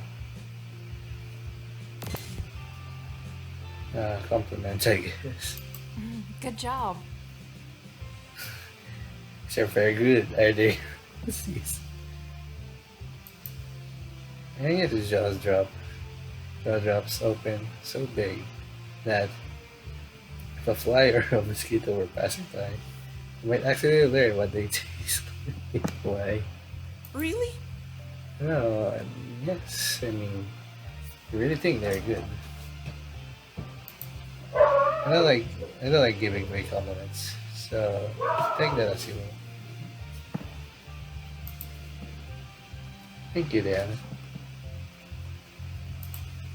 It means a lot. I pat his shoulder twice. Forgive me for interrupting you in the middle of work. There's something we need to talk about. Oh, yes? I mean, yes, of course. What can I do to help? Remember the part of Dynamite's documentation that mentioned outsourcing studios? Outsourcing. Ah, that's when you hire people from other companies to help with certain stages of the game's development, right? Uh huh. Exactly.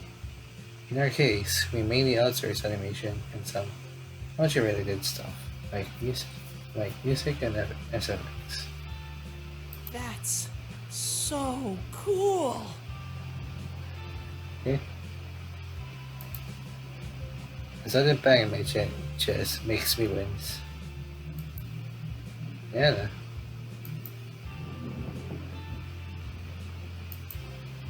how long has it been since I've been excited in the same way he is right now?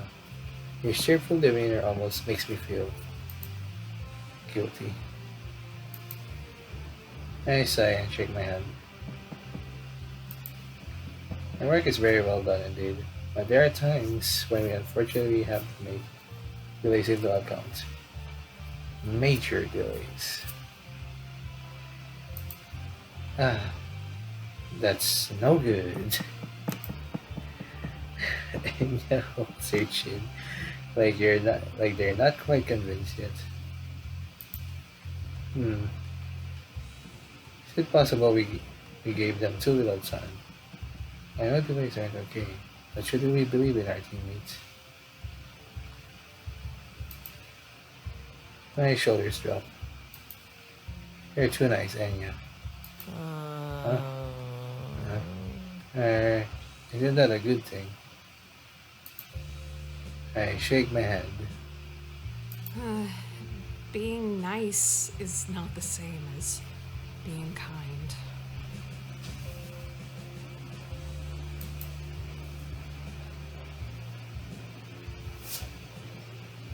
Yep.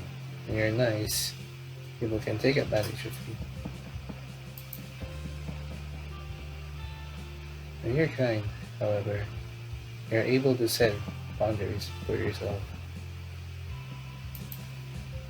People won't be able to exploit you, if anything. Setting boundaries will setting boundaries makes it easier to find people who will respect you as a person.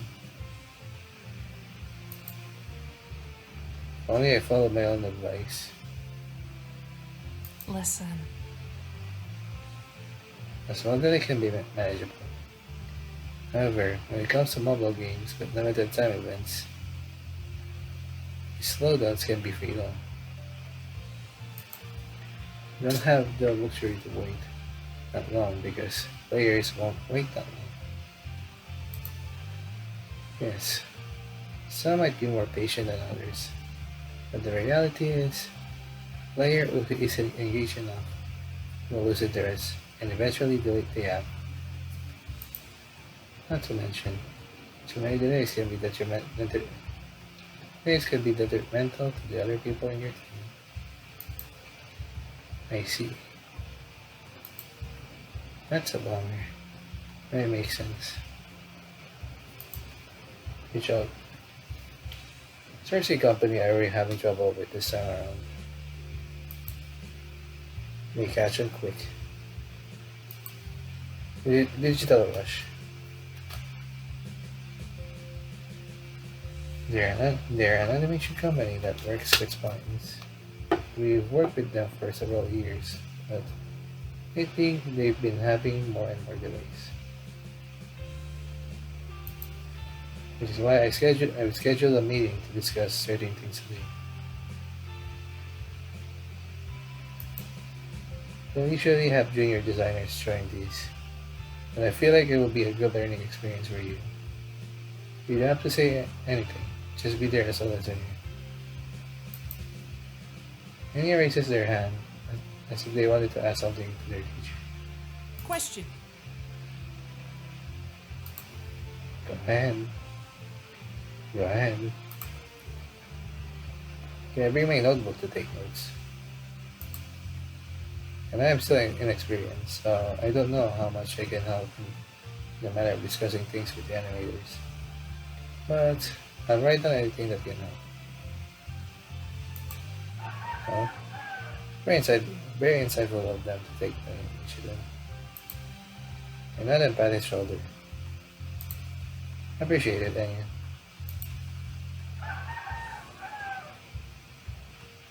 Diana and Enya enter the meeting room. It's big. It's filled with monitors used for presentations, and a long table with multiple chairs. For a quick lunch break in the office cafeteria, Enya and I head over to the meeting room. I work around a few things and set up the projector for a video call. Man, I wish we had the option to work remotely. But this stupid company's policy wants us to come to office every day.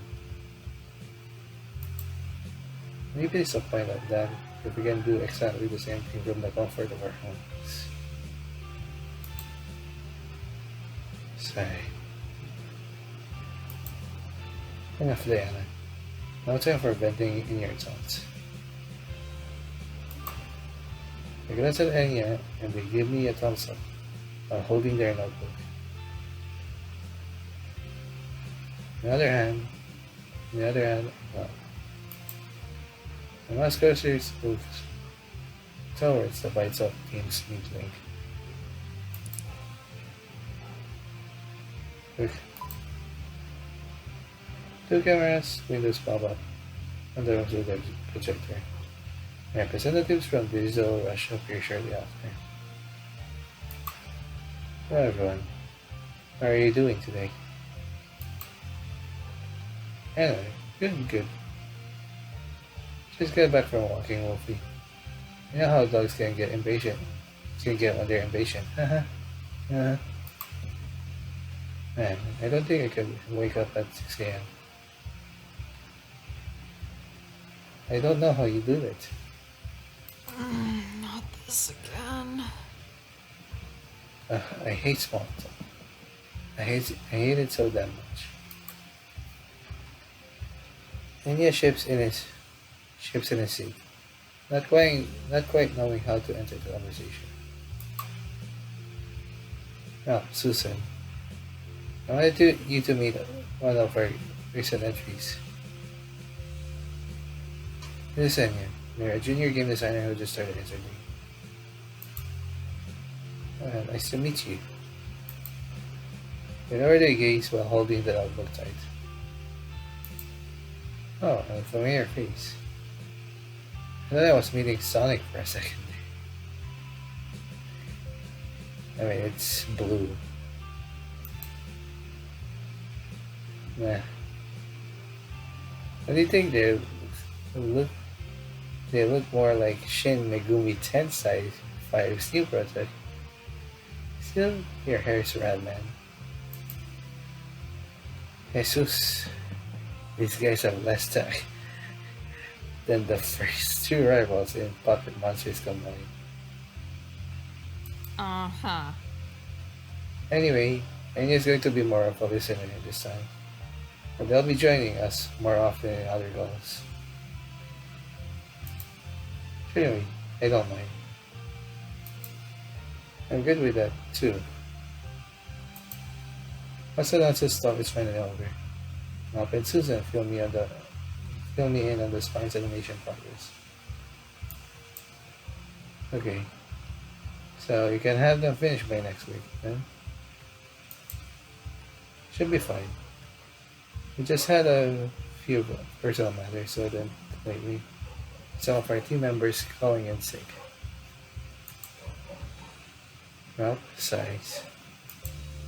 I'm afraid we will also need just the amount of work needed as well. Some of the character spines have a huge number of animations, which makes exporting a lot slower. That is a problem.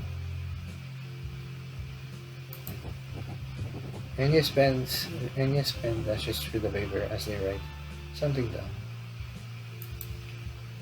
And rest assured, the quick subtle matter, that is, animations will be done by the day after tomorrow won't fail. I take a deep breath and look at Ralph and Susan in the eye. Listen, I have a proposition for you all.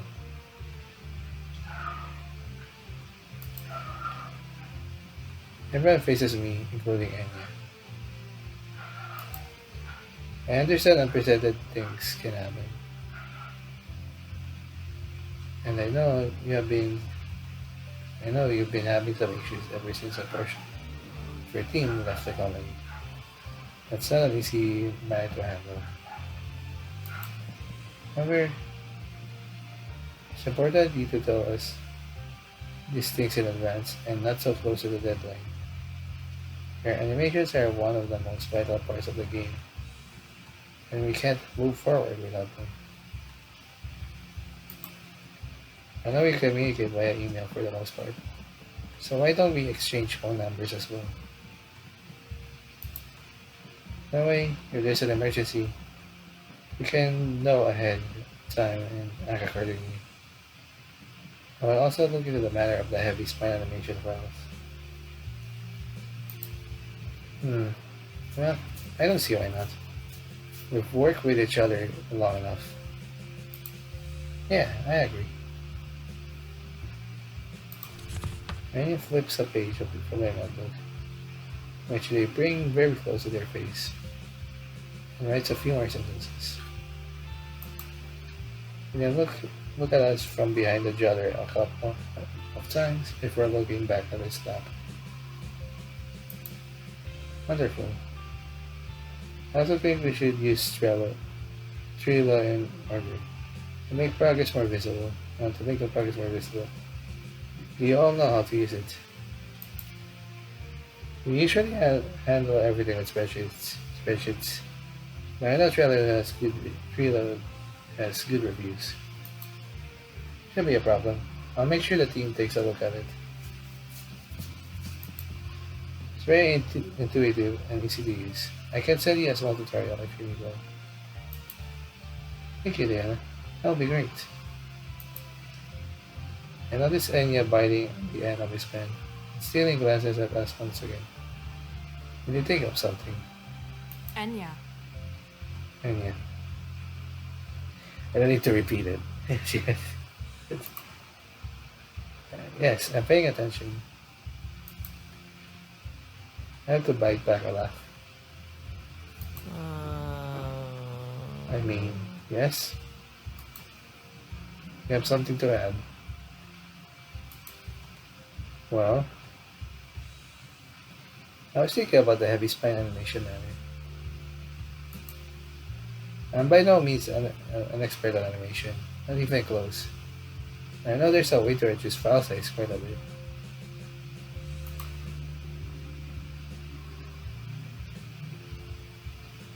If you could lower the size of the assets, it could help to reduce the overall file size. Even the way in which you export files matters, from what I heard.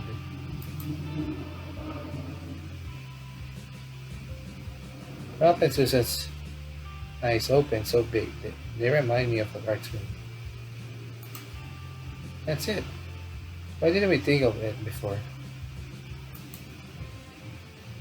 God, I feel so stupid. Don't be so hard on yourselves. When the mind is clouded, sometimes even the most obvious answers seem far away. But given what we just discussed, I take it this was a productive meeting. Oh, you have no idea. In fact, do you mind if we cut this meeting short? The faster we resolve this, the better. Of course. Thank you very much for your time, Rob and Susan. Thank you. And Enya as well. Bye! That's a cool one. The moment the call is done, I turn towards Enya, who looks at me as if in fear of being scolded, and grabs his shoulders. I'm sorry. I was super stumped. I give them a gentle squeeze. Good job.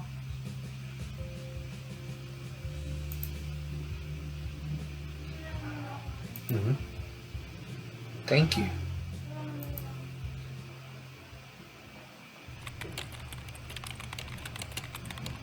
And it goes up to her work computer.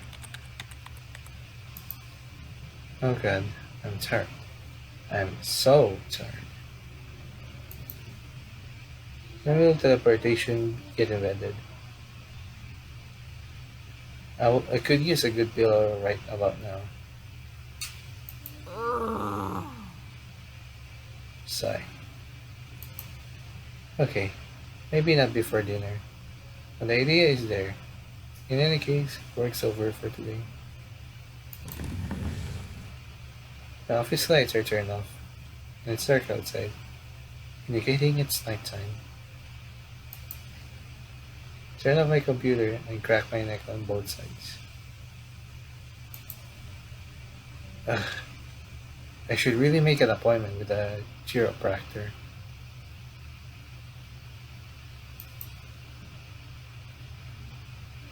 Have you tried immersion baths, Diana? I only have a shower, so no. No, I wish I could. Ah, what is this? A jump scare horror game. Swear to God, but it's not me startling him. It's him startling me. Just wait. We're going to get hired as co-host for a horror Let's Play channel. Well, probably.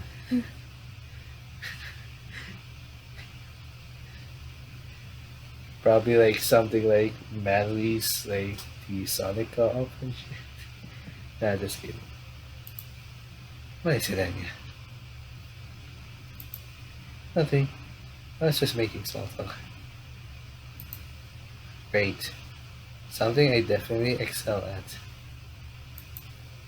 Is that so?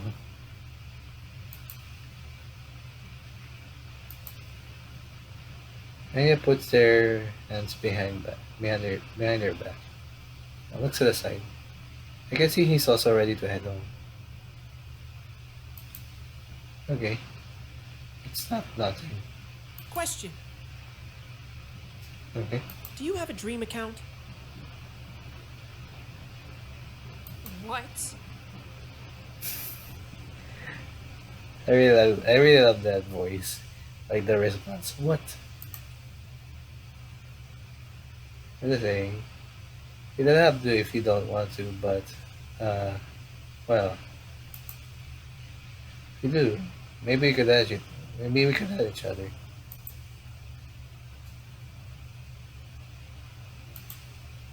As long as it's okay with you, of course. Should I? Or would it be inappropriate as their mentor? What if Godric? No, you know what? Freak Godric. Let me have this at least. Sure, why not? Really?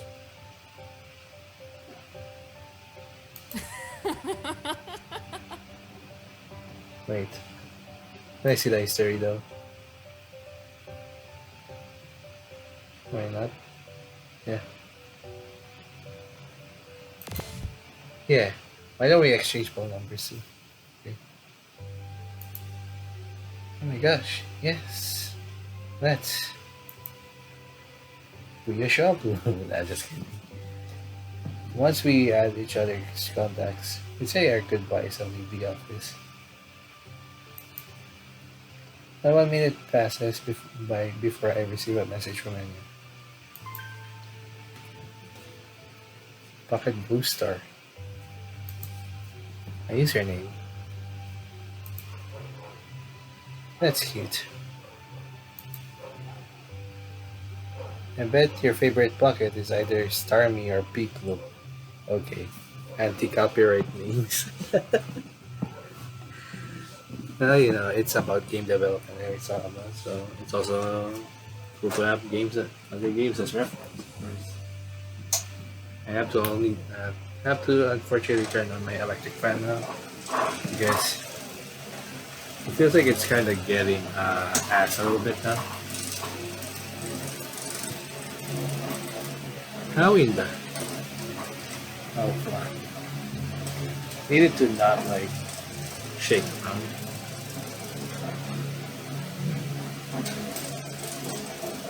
Hang on a bit. How in the... Lol.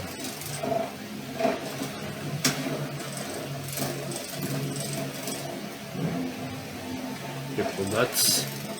Oh, I should not be saying triple nuts.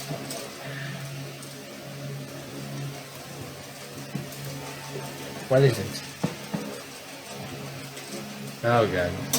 It's shaking again, man. Just let me have my freaking electric fan a little bit. I also cannot, like, you know, if it does, like, what is it? It's gonna be a windy freaking mic. You use LOL too. Excuse you, I'm not that much older than you. No, I like it. I think it's cool. Whatever you say, Anya. What is your username? Promise you won't laugh. Anya sends a bunch of cross finger emojis. What a dork. It's Warrior of Time. Prince of Persia? I just kidding. Stop shaking, man. That's the only problem I have. It might get recorded. Day 3. Ah, God. This electric fan is shaky a little bit. They turn it on. No. After blinking twice, Diana finally opens her eyes and finds herself in her apartment. I have to rub my eyes twice before looking at my phone's display once again. No. Nope. No mistakes or delusions. It's really 6:30 a.m. Sigh. I put my phone back on the bedside table. Why the hell did I wake up so early? My alarm doesn't even ring for another hour. I even went to bed late because of the game Enya recommended to me on Dream. Is it supposed to be the other way around? The later you go to sleep, the later you wake up. Or something.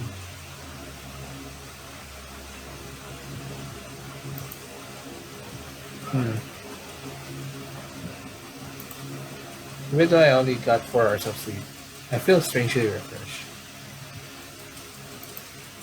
I don't like terrors either.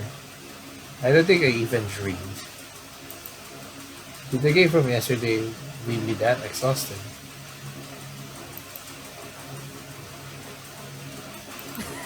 Well, it was fun. Stop shaking. Well, it was fun.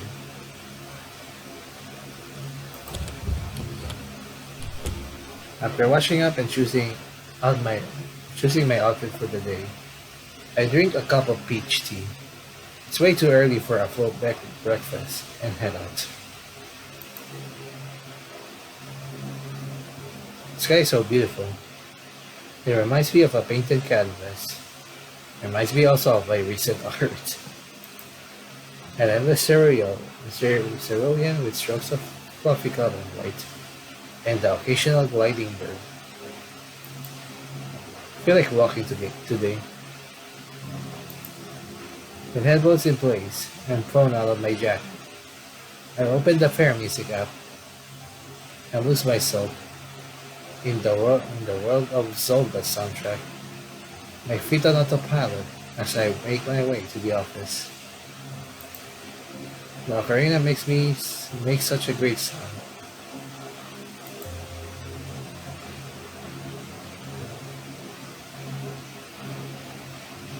After stopping by a bakery, Diana enters Mad Lobster Interactive's workplace cafeteria to enjoy her breakfast. Nothing like a warm croissant in the morning. Maybe I should wake up earlier more often. To get the freshest pastries from the bakery, and there's barely anyone in the shop. That's a big maybe. I love sleeping too much. I feel ya. I do also a lot lately. And I always reach the freaking blazing heat of the sun. Even just like morning. It's a little bit, not really. Only at afternoon though, the blazing heat. Well, used to, rather. It'd be so much easier if I could treat my nightmares as game levels to overcome.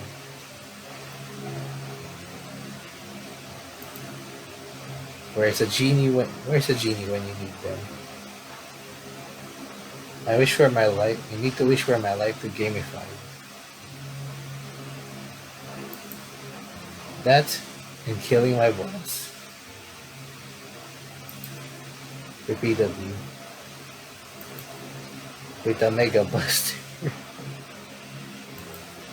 It's not illegal in the game world, and it's definitely not illegal in my mind. To be honest, nothing is illegal if you actually think of it. Of course, there's like, still like human rights and things. I finished my peach juice down to the last drop. Now lick my lips. Well, a girl can dream. You mean Nikki? Though they don't have anything so far about the. I don't know why. The clock on my phone marks 9:05 a.m. What a curse and wretched thing time is. Rushing when you want it to last. Doubling when you want it to hurry. The irony.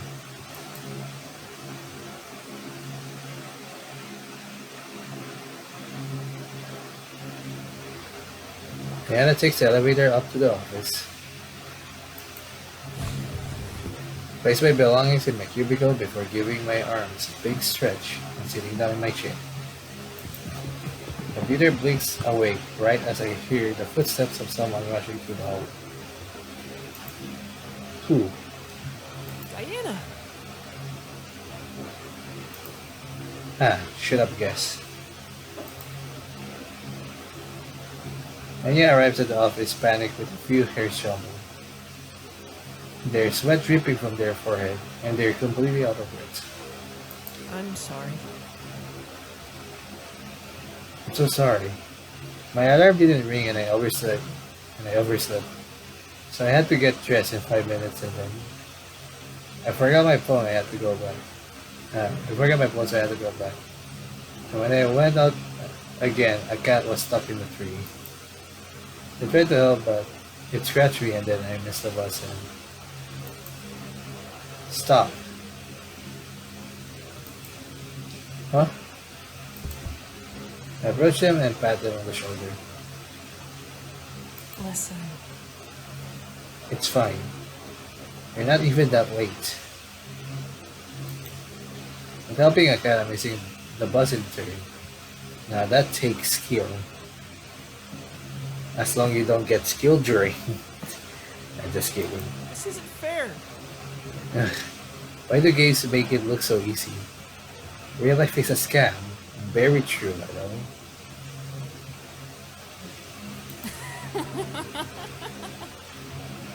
You can say that again. Spin my chair to face my computer. Okay, what's on today's agenda? Let's see. Finish organizing the documentation folders. Latest to the early alpha rule. That's right. The UI designer sent me the assets yesterday, didn't they? It was too close to 6 p.m., so I didn't have time to review them. I already gave them some feedback on the WIPs before, so they should be okay. I'll go ahead and implement these assets and replace the mockups. As for Enya, the little doc they sent me with several notes for Dynamics event was pretty good. Their ideas are fresh and innovative. There's no doubt they have a real knack for brainstorming. However, making sense of it was a challenge. Having interesting ideas is all well and good, but it means nothing if you can convey them in a way that is clear and concise.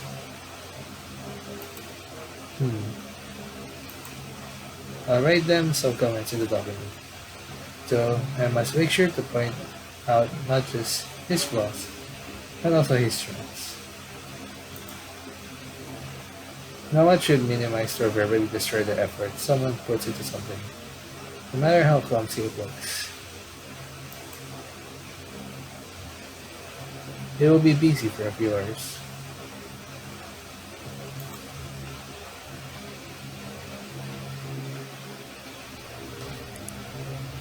And done.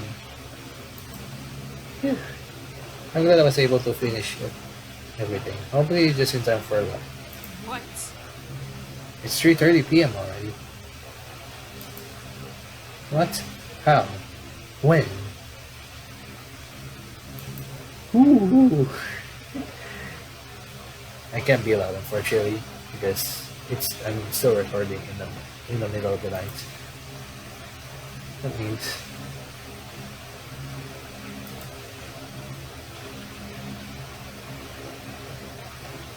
no. I didn't want to miss today's special. Damn it. Cafeteria's kitchen is probably closed by now. Oh shite.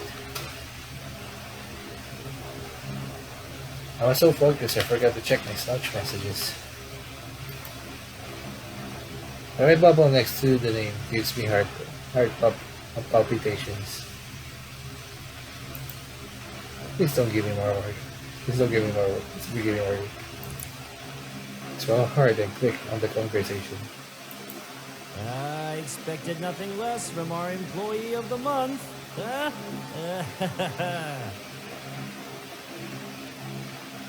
A marvelous employee you are, Diana. Truly. Everyone should learn from you instead of taking so long to finish your lunch break. Lastly, I don't understand why people need a full hour when you can eat perfectly fine in 30 minutes or less. But, I'm going on a tangent here, aren't I? See, I can't tell if you noticed, Diana, but your little mentee hasn't been moving their cursor quite as much as they should have. You have to check on them, Miss Mentor? Or do I have to do everything myself around here? I'll see what's wrong, sir. I hesitate before writing the next words. I'm sorry. I apologize for the inconvenience. While waiting for his answer, I push the desk hard and slide a few steps away on the office chair. My hands find my face shredded to rip my eyes out.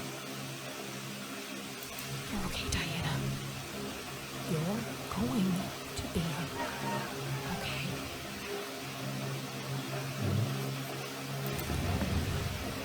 A couple of deep breaths later, I rise from my seat and peek over my keyboard. Enya is biting the end of their pen so hard that it leaves a mark on the cap. Their other hand is on their hair, gripping it with just as much force. I knock on my desk 3 times to get their attention. Enya. Anyways, everything alright? Diana? No, I mean... Yes, They sigh and bend forward even more. I'm sorry. Yes. I was thinking.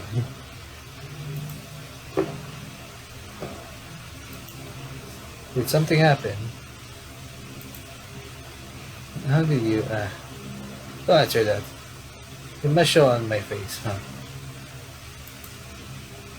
Enya grabs the cuff of their shirt and looks me in the eye. Before I entered my lobster, well, actually, I still do from time to time. I made a few games and posted them online. I remember you telling me about it on the first day you came here. Well, now that you mention it, I guess I did. Well, thing is, there have been a few times when I've gotten some comments and they've encouraged me a lot to keep doing what I do. A lot to keep doing what I do. They've inspired me to try my best and do better every time. I sense a bot coming, but sometimes I get these really mean comments that are full of hate, full of poison. As if I had somehow personally offended them. As if everything I made was horrible and I should feel ashamed of myself for daring to show my creation. Uh-huh. Stupid, right? Why should I care so much about what someone who I don't even know thinks about my games? About me? You don't even know how much effort and how much time I've spent on these cringy things. Well, I still do feel you on that. You don't know how hard it is to even meet my own expectations. I mean, Enya lowers their gaze and hugs their arms tight. He's not crying, but I can see his eyes getting watery. I wish others' opinions didn't hurt me so much. Yeah.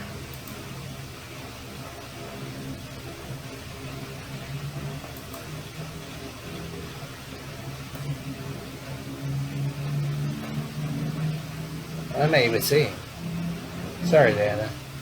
Should be concentrating on work. I'll get on with the document you sent me. Enya.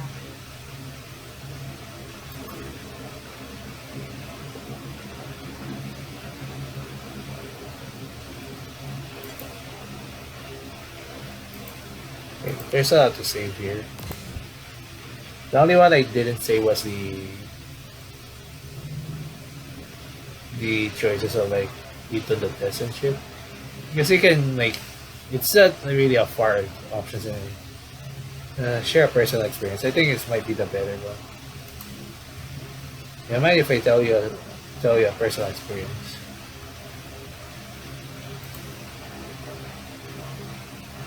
Please do. And not only lean against the cubicles, you know. Before I entered this company, I too used to make indie games when I had some free time. It wasn't anything serious. Started more as a hobby while I was attending college. Really? That's so cool. Yes. It's when I realized I like making games. Even more than what I was studying at the time. Games gave me purpose. Games made me feel like there was no limit to telling stories in this format. The only limit was myself. So I practiced, watched a bunch of tutorials, and then I practiced some more. Finally, after some bumps in the road, I was able to make a game I was proud to put on. I can see Enya's eager to ask some questions, but they contain themselves. Then the comments started coming. For the most part, they were positive. They were very positive. I did get a few constructive comments here and there, but overall it was nice. And then a troll appeared. Ah, troll. Someone who disliked my game a lot. They despise it so much that they will post something on the games page every single day.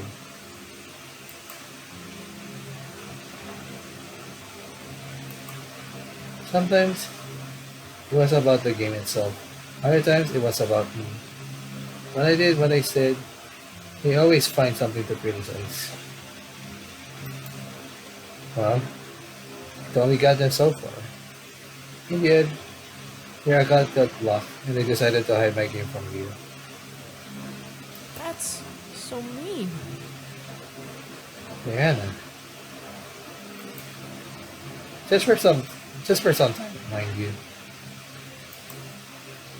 I wasn't going to let an asshole convince me that my game isn't worth anything. Especially not when other people were so kind and supportive. But did it hurt you? What they, what the troll said. Of course it did. Still does. I walked toward them and pat their shoulder. Now why should that stop me from doing what I want? Okay, What I love. I did this. Whether it's very weak audio because I still need to like fucking pay attention at times. I don't just want to record, of course, with loud volume, and it might also still record, so it will echo, so that will be bad. So sorry about that. No one's going to like everything we create. Very true. Unfortunately, trolls are something that every single developer has to deal with. From time to time, even those from AAA companies.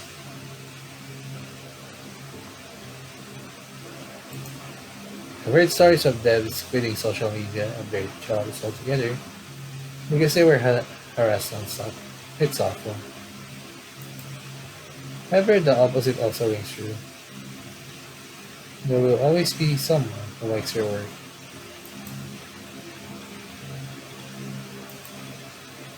Yes. Yes, you're right. I'm ready to concentrate on work now. Oh no. Oh no, I'm so sorry. I'll continue right away. Don't be. Sometimes we need to let it out. Also, yes? You show me your game sometime. I'd love to play them. Oh, of course, yes. Yes, please do. I'll send you the links after work. Looking forward to it. I go over my chair once again and face my computer. And Diana. Thank you.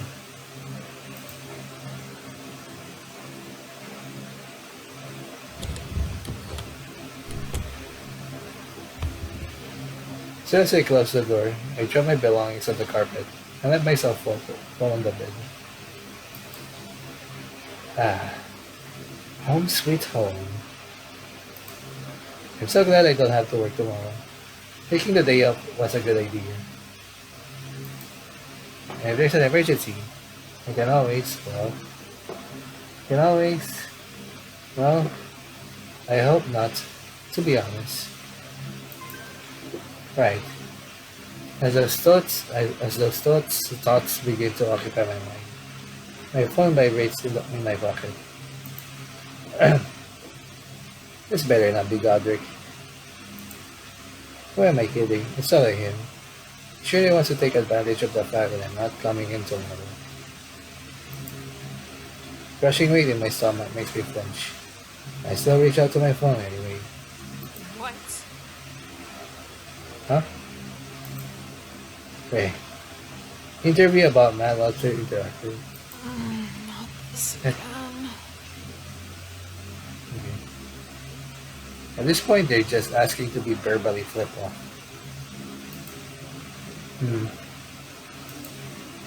Get it out of the way, and to feed my curiosity for a bit, I started reading the first few sentences that can be seen before I move my scroll bar. Here, Diana, I hope this email finds you well. It is Aiden from Heart to Pen. I'm writing you once again in the hopes that I could interview you about your company. I understand how difficult it must be to talk about your job, especially given the bad rumors surrounding the workplace. Rest assured, your name won't be mentioned should you prefer to remain anonymous. Many of your former co-workers have opted for that. I grab my red panda plushie and squeeze it toward my chest. The need to hold on to anything. It's very strong right now. Should I answer them? I'm not in the work right now. I'm not at work right now. I don't know. What the hell am I thinking? Even if that's the case, if Godric ever finds out, it's knowing him, he totally could.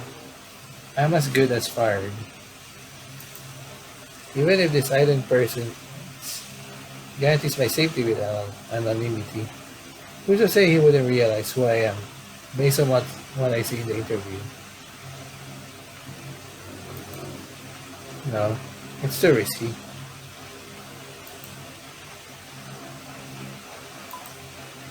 I go through my Noodle Meal account and put a star on it to mark it as important. Should be making decisions right after a long day of work, and my brain is already fried. But tomorrow is another day.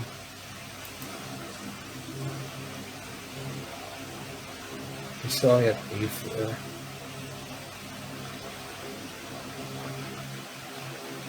I can't move. I can't breathe.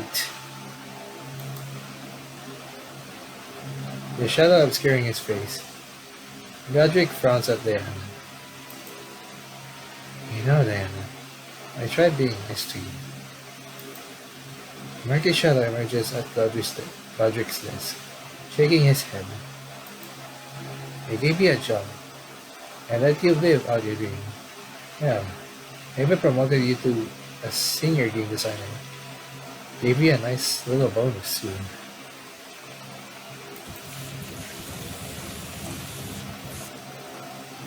Shadow gets up from their seat and slowly approaches me. His freezing red eyes sending shivers down my spine. Don't forget who you're talking to.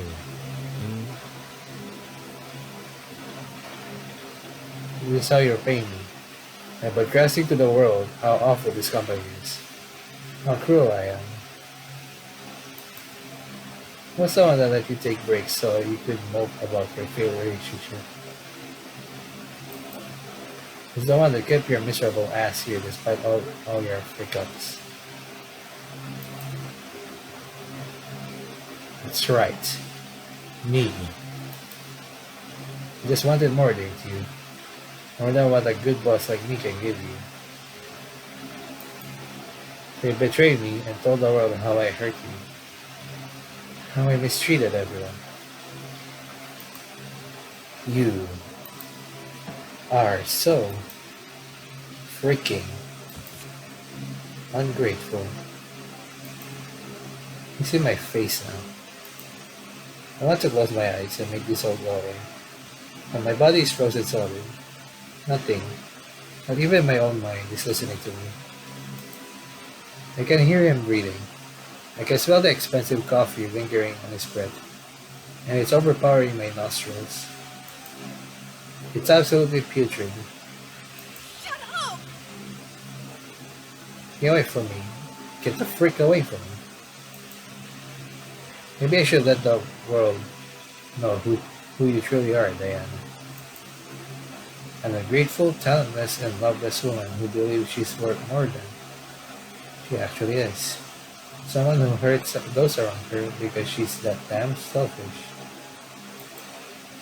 Tired to say that, who would the world believe? You or me? He leans in close to whisper something into my ear. I think you know the answer to that, Diana.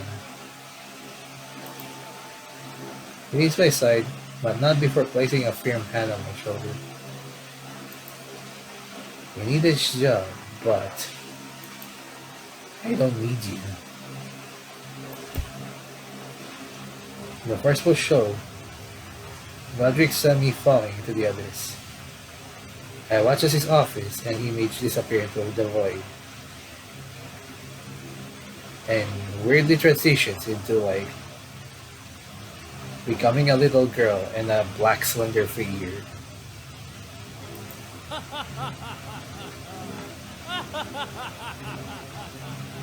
Great fucking radans. His last words echo in my ear as I descend down this hole. I'm scared. Poor Diana. So hopeless. So alone. But so hardworking.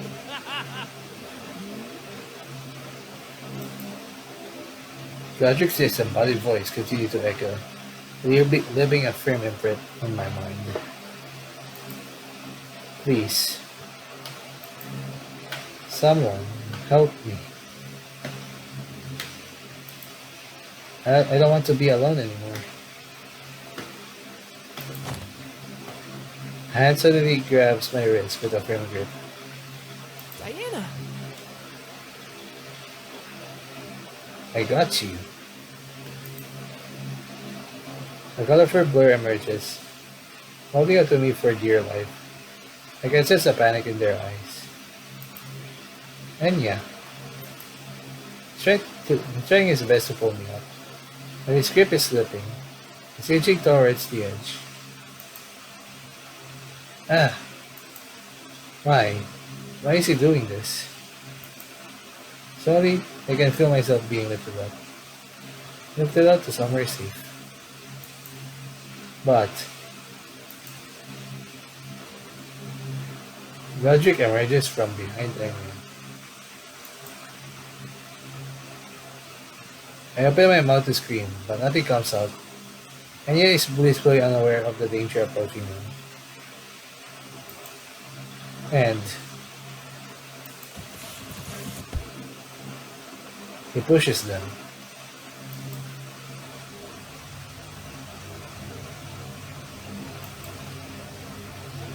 I wake up drenched in sweat, frantically looking around. Oh, thank God. I'm in the safety of my apartment. Though, with these nightmares, can I really say that anymore?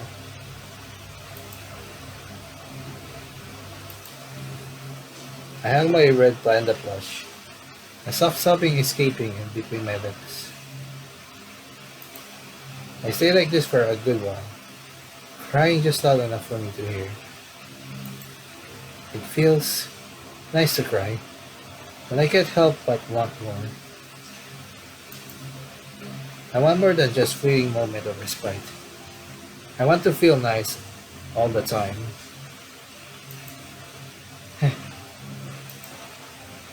I let out a pitiful laugh.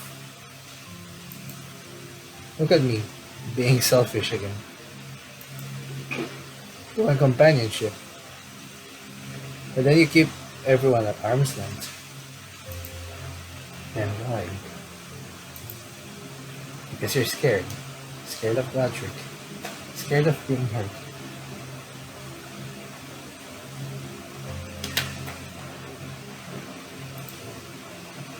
I glance upwards.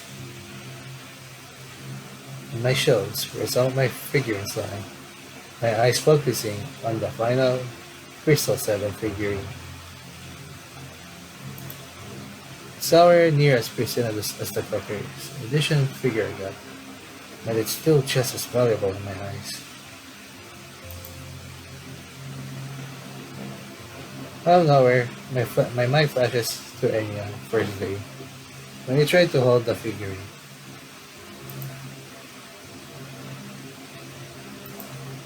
What would Enya think if they saw me like this?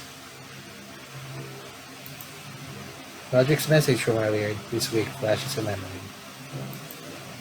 Make sure you're a good mentor and employee during Enya's first week here, so we don't run into any unnecessary problems. We don't want to cause trouble for everyone, right? That start reminder hurts my quiet selves into visceral cries.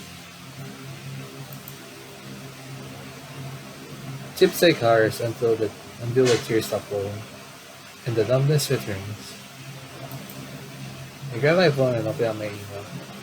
Sitting right at the top, marked as important, is the email from the journalist.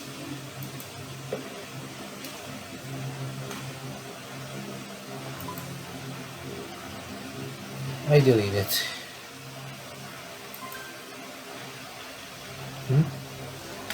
What was that?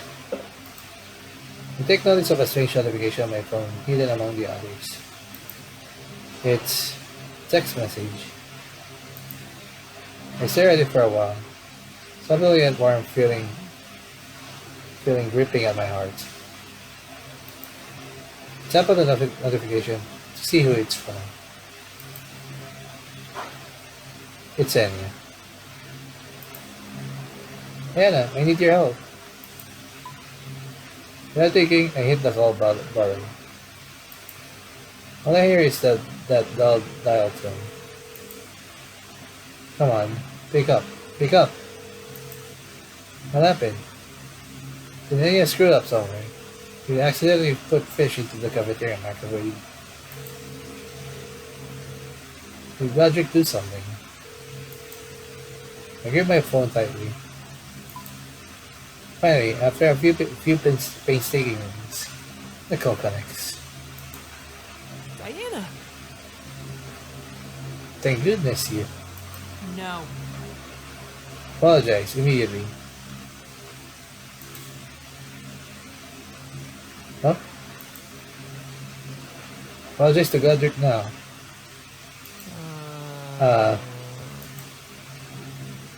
And your stone stills me.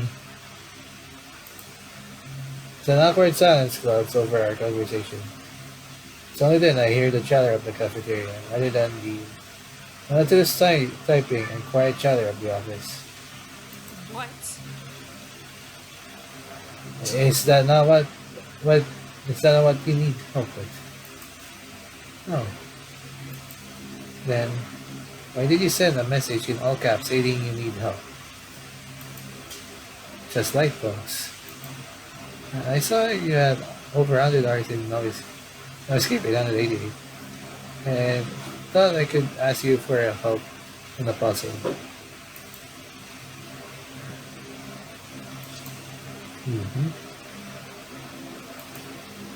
I want to punch Enya so hard for scaring me like that. But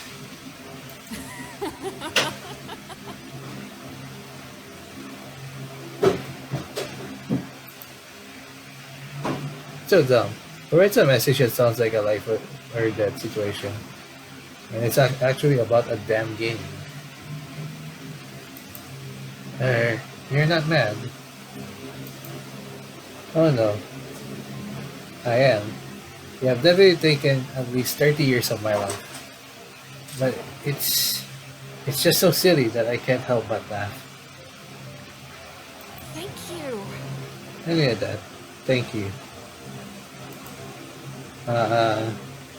Happy to provide help where I can. Are you okay, Diana? You have a rough morning. You know, outside of me giving you a near heart attack just now.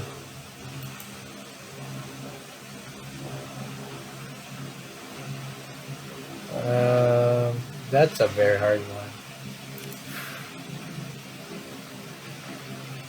Don't tell. I think it's the best as always for this.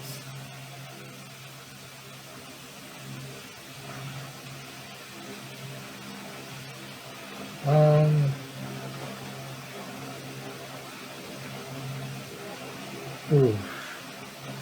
These are hard choices. I want to bother you about nightmare. About my nightmare. That's something a friend. Mentor should tell their mentee about.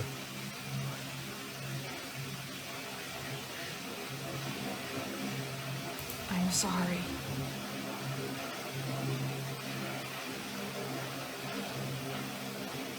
How about it? Sorry. Not bad, huh?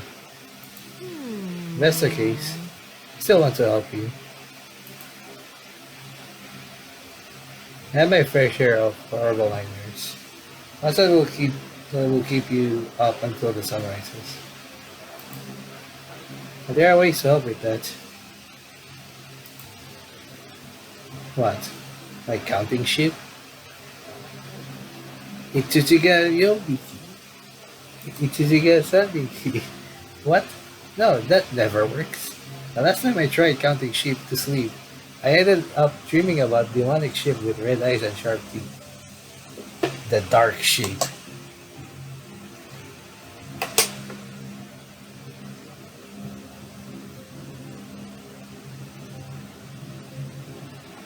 I always have to wet my mustache for some reason with alcohol, like rubbing alcohol. I don't know why it sometimes like bothers me a little bit. It does. How old are you when you had this nightmare? That's so mean. 6, and it traumatized me. I can't look at the ship. I can't look at ship the same way again. Uh, but they're so cute and fluff. Look at me. Don't. I can't help but chuckle at this reaction. Okay, okay. No more ship talk. I'll get serious. What's up, you? Well, I always try to play a game before I go to bed, like Pocket Monsters. It never fails to take my mind off of things. To be honest, Pocket Monsters is still basically Pokemon anyway. Reminder about that. So this is the only one that's. Is my window still open? Looks like it. Well, fuck me then.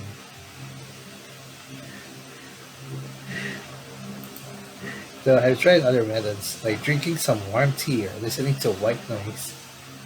Those don't work as well for me, but they might help you. You can look up for some more methods and see what other people suggest doing. That's not a bad idea, actually. I used to I used to down melatonin in hopes that but in hopes that the overwhelming feeling of sleepiness would help keep the nightmares at bay.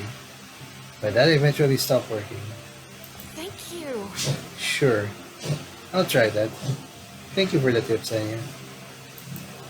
No problem. No problemo. It feels so weird taking someone in a lower job position for advice. How often are our roles going to get reversed like this? Oh shoot, my lunch break is almost over.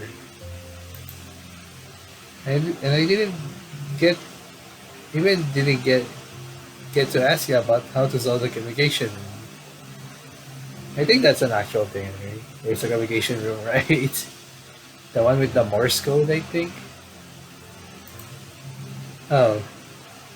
I was right. Yeah. The accent. Oh, he's gonna get the axe ending. God rest his soul for the trauma he's about to endure. It may be worse than what I had to deal with this morning.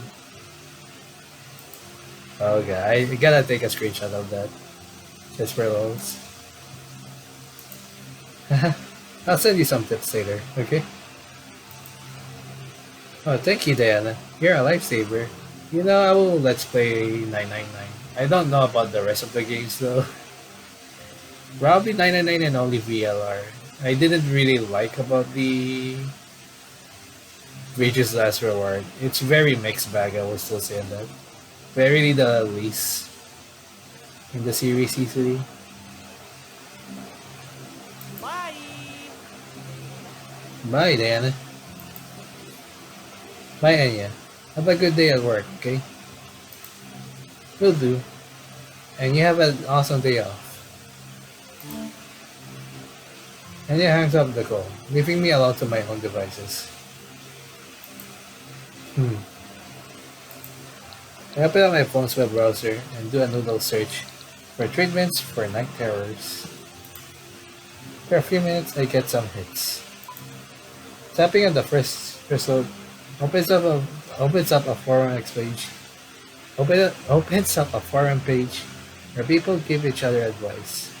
Some explain their nightmares, ones that sound more hellish than mine. Despite the varied replies to everyone's situation, I notice a common recommendation: seek help from a professional.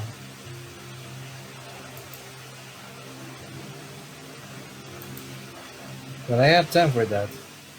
Or money, even?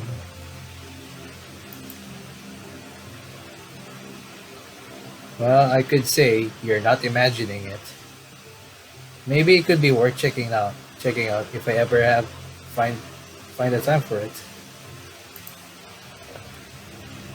Keeping what Enya and some internet random said in my mind, I place my phone on my nightstand and turn on my PC. After taking what feels like forever to boot up, I go to Dream and boot up a game that's been sitting in my backlog for far too long. I know what is this. It's Yakuza. Like a Tiger Zero? Yeah, it's basically like a dragon.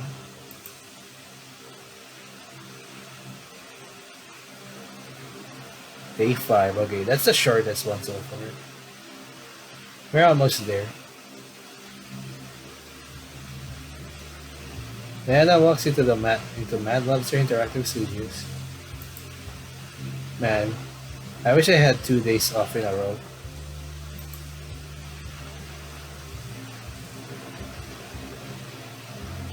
Wait a second. Wait a second. Is this a typo? No, they can't use this name. It's supposed to be like a tiger, right? No. This is like a tiger. No, they can't use this name. I was up until 11 p.m. playing like a Tiger Zero. I can't remember the last time I got so engrossed in a story like that. When I reach my cubicle, I see Enya talking to a colleague of ours. I adjust my headphones to try and hear what they're saying. That's so cool. Oh my gosh, your puppy's so cute. What's his name? Beijing. He's an absolute sweetheart. Beijing, like the protagonist in No Escape 888. None of them turned to me and I immediately want to go into my cubicle. I can back out now. Otherwise, that will make things even more awkward. Quick question, but is your dog named after the protagonist from No Escape? I see her eyes shine with recognition and breathe a sigh of relief. Yes, No Escape is one of my favorite series. Oh my god, I need to know who is your favorite character. Oh, and what do you think of the third game? Because man, I feel like I'm the only one in the world who likes that game. Well, imagine saying no is your favorite character. Because I know it's Zero. The Luchi Baby Tanya.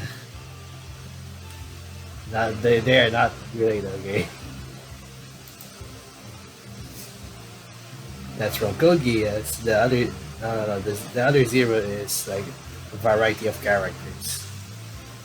Their motives are always very complex, you know. I blink a few times, stunned into silence. Sorry. It's just, well, I've been trying to talk to you about games, but I wasn't sure how to approach you. I was scared of being a bother since you were always hyper-focused on work or listening to music. I'll let you get to it. Sorry again for rambling. With a look of dismay, she turns back to Enya. We can talk about it over lunch then. Shy. What's her name? Come on, think of her name. You've never seen her picture before in South. Sydney. She reaches her hand out to me. It's nice to finally meet you, Diana. With a small smile, I take her hand and shake it. Yeah, same here. She moves herself back over to her desk. Well, I should get back to work. But it was fun chatting with you both. I kinda needed some levity in this work-heavy week. She gives us a tiny wave before disappearing into their cubicle.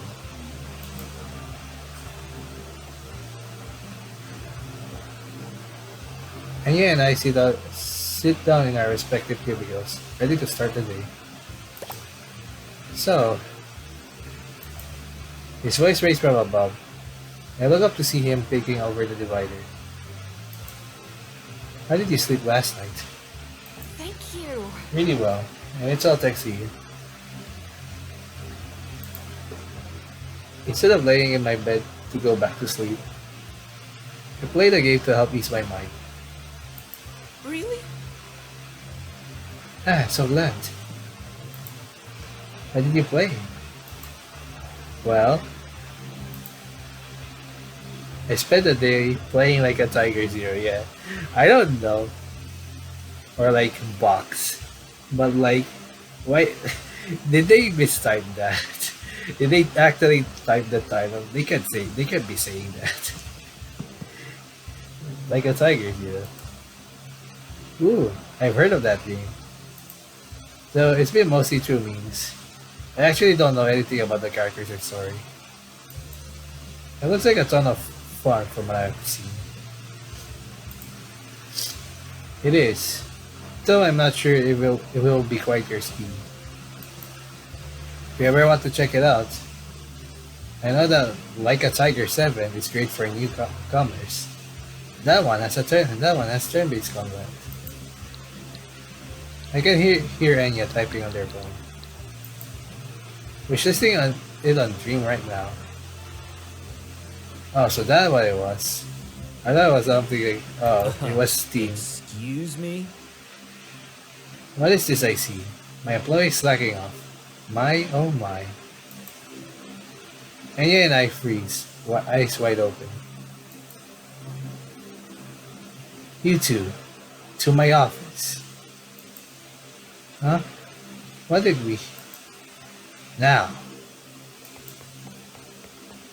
Fueled by fear, I get up and rush to Godric's office without word. As Enya and Godric trail behind me, I overhear the tail end of their conversation.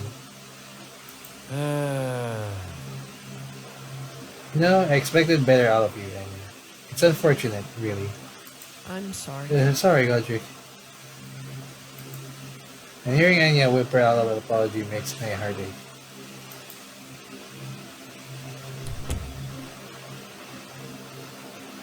When we enter Godric's office, I take my usual seat at the chair directly in front of him. Enya takes the seat next to me. Godric leans against his wooden desk, arms crossed and his index finger, tapping his arm ever so slowly. So, care to explain why I saw you goofing around when you should be working? Godric, we were only talking. Quiet, Enya. I want to hear from your mentor. The one who is supposed to make sure you're set up for success here at NaNoRenO. Godric leans forward. Did I stutter? So, are you going to answer my question, or am I going to need to make another note in your file about being unproductive? I'm sorry. I'm sorry, sir. He clicks his tongue. Sorry is he going to cut it, Diana? It's because of a place like you, we're behind schedule. That's because no, that's not right, is it? It's because we're all swamped with work. We can't meet deadlines, but we're focused on a million things that are all considered urgent. We're not robots. We're people, for frick's sake. I want to cry. I want to cry so badly. I don't want to give Godric the satisfaction of watching me break down. Not again. I won't break down in front of him. But it's hard when it's so hard not to when he's just berating me. Making me feel like absolute dog shite. I'm so sick of it. I'm sick of his bullshit. Seriously? Took on mentoring Anya, even when I told you that I already had a lot on my plate. I help Enya when they're struggling with documentation like a good mentor should. I had a meeting with Digital Rush team and we organized a plan. I can't help it when circumstances and puts them behind schedule. Trying my best not to break down, I stare at Godric and despite the cold, pointed glare he's giving, make sure not to look away. Godric, I'm doing the best I can. What more? Best that I can! Okay, forgot. What do you want from me?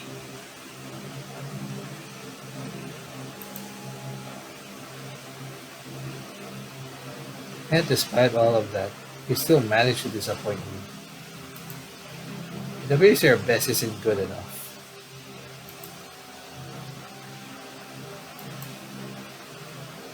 Just like that, the floodgates open. I don't care what you do, quite frankly.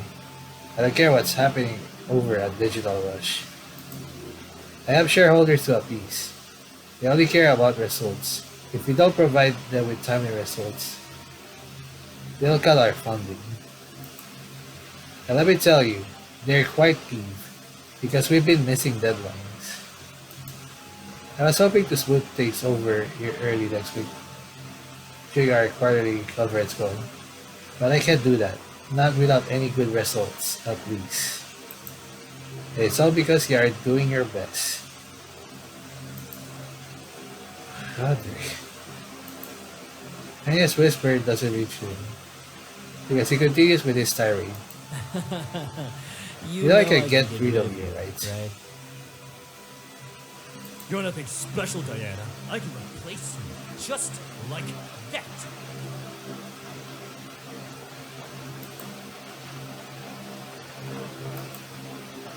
Ken, I'm just another cog in this twisted machine. One that can be easily replaced in a matter of weeks.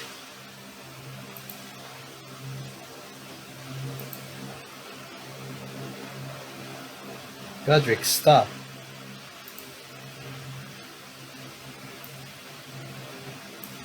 Okay, read that. Make sure I read that right. Amongst the white noise of my thoughts, Enya's voice breaks through, like a bright light in the darkness.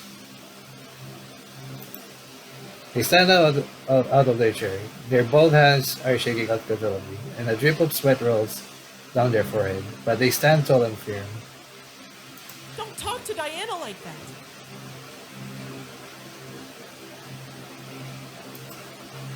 Enya. What are they doing? Excuse me?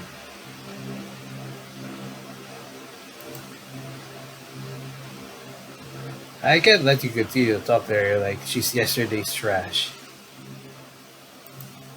She's a person, for Christ's sake. She has feelings. Can't you see that she's crying? Godric nonchalantly looks at my tear-stained face. There's not even a hint of remorse behind those crimson lines. Only malice. Just because she isn't a machine who can crap things out in a matter of seconds doesn't mean she isn't doing her job. Especially about what she does. Because you can see it in how she works and acts. Saving me and Lasha as though I would be alone. She let me join the Digital Rush meeting so I could understand how they work. She even encouraged me to speak my mind when I was too nervous to do something. She helped me when I was struggling on my first day, even when she had other things she needed to do. She prioritized me over herself. Enya looks at me with soft, gentle smile. Couldn't have asked for a better mentor. And I can't let someone who loves video games so much get beaten down at what's considered a dream job for her and so many people. I can hear Enya's fist silent, unable to hold back his anger any longer. So just got her a damn breakaway. She's doing more than enough.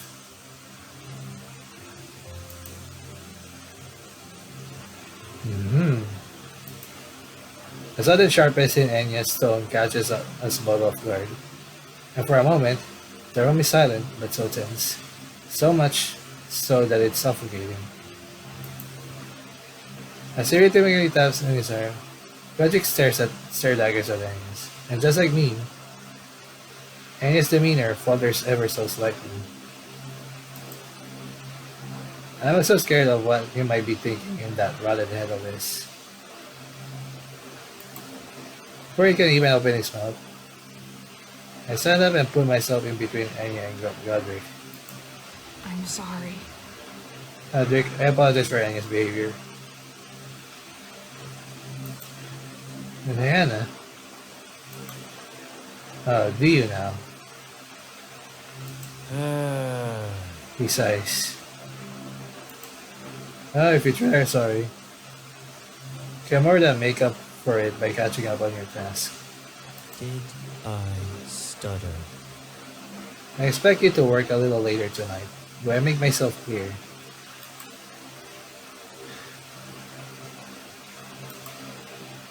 Another late night, huh? As long as Enya doesn't have to feel his wrath, it's okay. I'll be okay. Yes. Godric's smile morphs into a chilling green. Good. You're both free to go. But remember then, I expect results, and I expect them soon. If you fail to produce them, I won't hesitate signing your paying slip.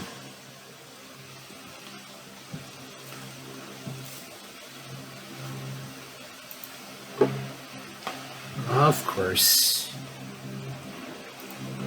Enya and I quietly make our way to the exit. I didn't mean to scroll into like the read me text. Don't mind it. Sorry, this is really quick though. You're welcome.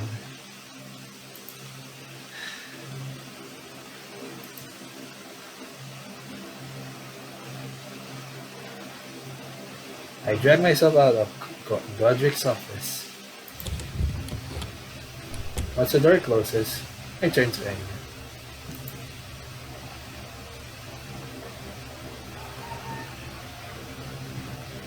I think I will choose a different option of this one.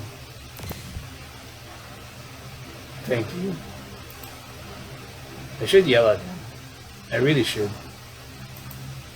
What he did back there was dumb and rash. But he was also courageous. Even when they were cowering under Godric's menacing gaze, he stood tall and firm. He stood up for me. He said words that I've been too scared to ever say. He found something in me worth fighting for. Can I hug you? Of course you can. With his consent, I pull Enya into a hug. I squeeze him extra tight. How long? Squeeze him extra tight. Always brave, okay? How long has it been since I last hugged someone that wasn't my red panda plushie? I miss doing this. I miss having someone I could call friend. Thank you. No problem. Enya pats me gently on the back. I know how much you love video games, Diana. It shows on your desk and in your work. This is a job you should be happy to have. Which unfortunately is the opposite on AAA. Shouldn't be crying at your dream job. He's right. I should be happy. I should love working on video games. I did when I made game jam titles. I did when I first started working here. Hey, it's a little bit kind of meta. This is a game jam game right now we're playing. Eventually, Godric got to me. And he turned something I used to love into something I despise. Yeah, you're right, Enya. Breaking up the hug, wipe away my tears. I wipe away the tears in my eyes. Though this time, they're happy tears.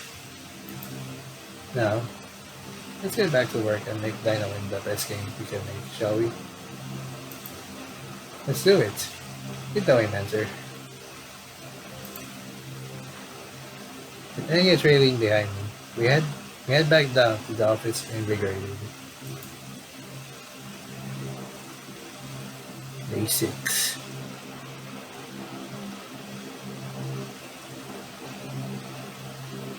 Diana wakes up in darkness.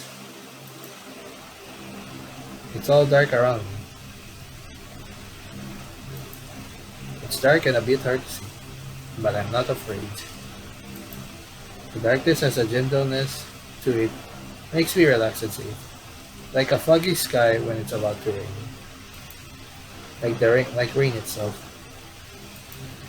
As long light trails on the floor and creates a walkable path to my right.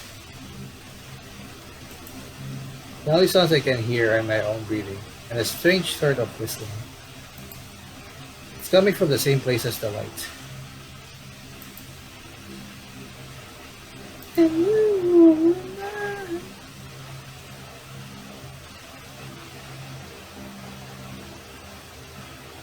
Any reasonable person would probably try to avoid it, but something about it calls to me. I have to go. My feet start walking in the direction of the cry. The more I walk, the closer it gets. I walk and walk and walk. Until I find an odd cubicle, not very different from the one where I work at. My hands begin to tremble, but I want to keep going. I want to see. Step. Step and step. Forward and on the way. Don't hesitate. Don't hide. Don't close yourself up. With a final sprint, I arrive. Cubicle is exactly how I remember it, save for one difference.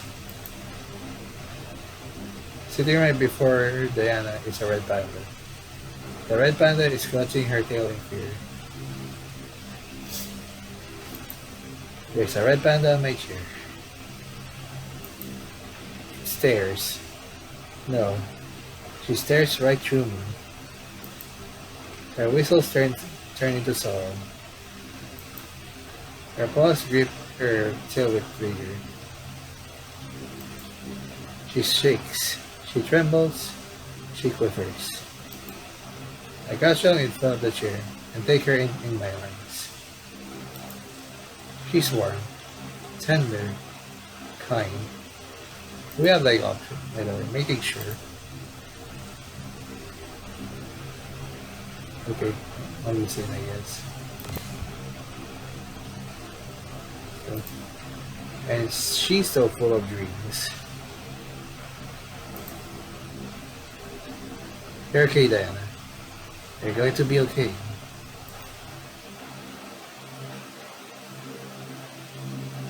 A ray of sunlight piercing through the window's glass makes me come around. My eyes are a little wet. I'm clutching onto something soft and squishy. The red panda plushie looks at me. I smile and hold it tightly, surrendering to its coziness. Time for a little mental step break.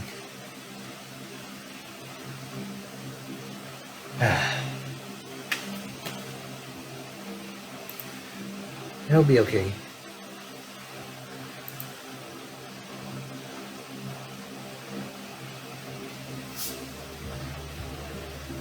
Nana arrives at work, where she's heading to her cubicle. The trip from my home to the office is a bit overboard, but I can still taste the peach tea and scones I had before leaving. I should recommend this to Enya. The nearby bakery really does make the best pastries. Yesterday was hectic. I'm sure neither nor they nor I expected to be chewed out by Godric so relentlessly. Well, maybe I did. I didn't expect Enya to stand up for me. At some point, the yelling, the berating, the abuse. It became so commonplace that it was easier to endure it all. Enya though, they're different. No matter who is on the top, he seems to have a strong sense of justice and doesn't tolerate when things go too far. Both his head and his heart are in a good place. Didn't I tell him how boundaries are important a few days ago? Yet mine got trampled constantly by a piece of shite. I wonder who was the actual mentor during this whole week, because I feel like I've learned so much about what's truly important by embracing Enya's fresh perspective on things. I'm about to head into my cubicle when I spot two familiar faces in the farther corner of the room. Godric is wearing his typical sardonic smile and chatting about something. I can't hear what. I'm too far away. While Enya is oddly quiet. Oh my god. It is about what happened yesterday. Is he threatening them with something? Favorite's red eyes glance at me for a moment, before turning back to Enya and patting him on the shoulder. It's not a reassuring pat, it's condescending. Godric turns around, his steps fading into the distance. Whatever it is that Godric told them, it can't be anything good. I've never seen Enya so crushed. Not even when something upset them.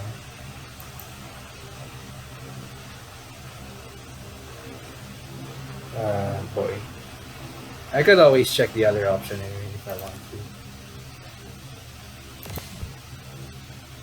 to. Oh boy. Straight in their direction, and before they get a chance to react, I grab their shoulders as gently as I can. Are you alright? Holy heck, Diana. You startled me. Where did you come from? Enya. Enya. Okay, I don't need to repeat everything. It's not so hard to hear with the low volume. I still can hear the music a little bit, I guess. Okay, you win. Please don't look at me like that. No. Should also wear the other one instead. But again, hang on a bit. Okay. You win. Please don't look at me like that. Shouldn't talk about this at work, but maybe when it's over. Let's squeeze their shoulders. Promise? Enya pats one of my hands and gives me a dancing smile. Promise. I give them a nod before walking with them back to our respective cubicles.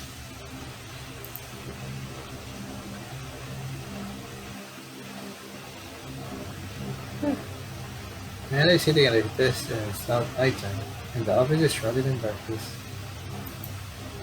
The rest of the day is rather uneventful, especially considering that Anya's mentorship is pretty much over. There's not much else to teach him outside of a few technical things, from a couple of programs he uses at the company. They're also a fast learner. I'm sure they'll do great the more they get used to the game dev environment. He's good at taking the initiative, too, and then always wait for me to tell him what to do. Once you have a clear direction, you make the most of their research and are able to come up with very creative solutions. But everyone can do that. At least not without a couple years of experience. And his Mad Lobster truly the place for him. What if it holds him back? To be honest, I would be actually just hoping that's all. Really, guys, like, I don't want to go through the same thing I did. They don't deserve to have their passion destroyed into a million pieces. Sigh. Diana.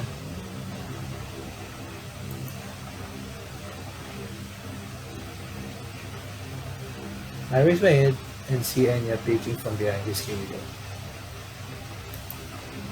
I would have thought that something I initially found ended up becoming so endearing. Becoming so endearing. What is it? Do you need help with anything? Yes. I mean, no. I mean, well, not exactly what you have in mind. It's all about work. Uh, my mind goes back to the events from this morning. Right, Godric. And I promised that they'd tell me about it afterward. I have a couple of days left to finish and I'll be done. Digital rush got at me earlier than expected. Really? That's great. Is it? Now tell me the suggestion you gave the other day, CH4. Maybe process much faster so they were able to finish the spine and make sure before Sunday. All that's left is to revise them. So glad. And his smile is genuine, but the mildness in his voice and the way his shoulders drop are a huge giveaway that is not his usual self. Are you done with your task for today? Yes, I sent you the documents by email. You can send them in Onslaught too.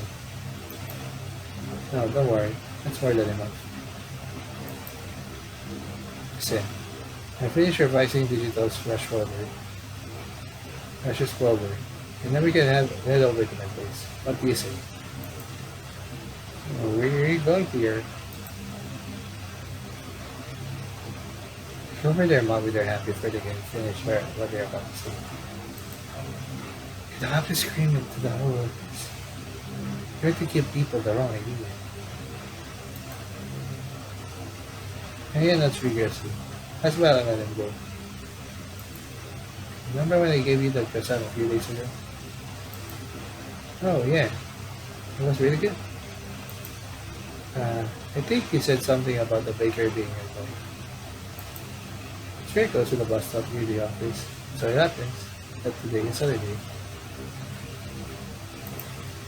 And he looks at me as if I'd go to hands. It's a special pastry that they make only on Saturdays. I really want you to try it.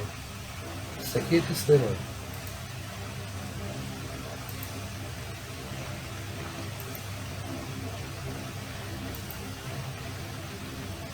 Shy.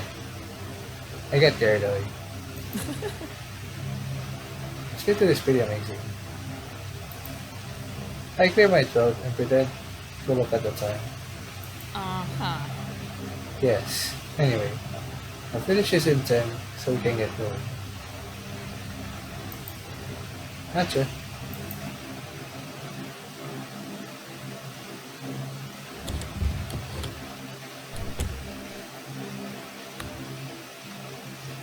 Rihanna and Enya arrive at their apartment. They're stopping by the bakery. I enter the shop alone, since I want the cake's design and flavor to be a surprise. I'm taking the bus at the stop. Enya and I arrive at my apartment. The moment we set foot inside, I realize the huge mistake I made. Ooh. Forgot to clean up. That's so cool. Yes, oh, cool. Alright, you've got so many figures of those here. Enya looks around Diana's room, admiring all her figurines and posters. Always hate Godric, ace lawyer, pocket monsters. Ah, yeah. Sorry about the mess. Mess? What mess? You should see my room. It's completely. Oh my god, is that another final crystal Stefan figure? Right. So yeah, we're talking about. Of course they wouldn't care about something being a little messy. Besides, they wear their heart on their sleeves, so I know they're telling the truth. Get out it if you want. For a few seconds, very long few seconds, I just stares at the floor, not quite knowing how to react. Then looks at me, like I've just said, the most insane thing ever imaginable. Are you sure? I give the shoulder a few pats. Very. I'll go ahead and get us something to drink. I'll log you a can of melon soda at the cafeteria before leaving the office. And before leaving the office, that's your favorite, right? You remember? I'm sorry not to when your cubicle is full of them. Now that I'm much better with how many bottles of peach juice mine has. Thank you. I could use some lemon soda right now. Roger that. I'll prepare a couple of glasses for the soda and juice. Enya holds figurine as if it were made of porcelain. Take out their form, a pale blue model with a few cracks on the screen, and 3 adorable character charms attached to it, and snap a picture. His fun gaze almost distracts me from getting the cake. And I make my way to the kitchenette's cupboard and take a small plate and a fork. Finally, I grab the baker's paper bag and take out a beautiful sponge cake with lemon icing, cream swirls, and a cute bear made of chocolate mouse. Must say, I guess. God, it's almost too adorable to eat. I'm glad I took a gazillion pictures of it before buying it. Alright. Once I finish preparing everything on a small tray, head over to the table, which is rather petite, I have to say, and place the glasses and plate on top. You go over now. Sorry, I don't have any proper seats aside from my computer chair. But we can sit on these cushions. Thank you, Diana.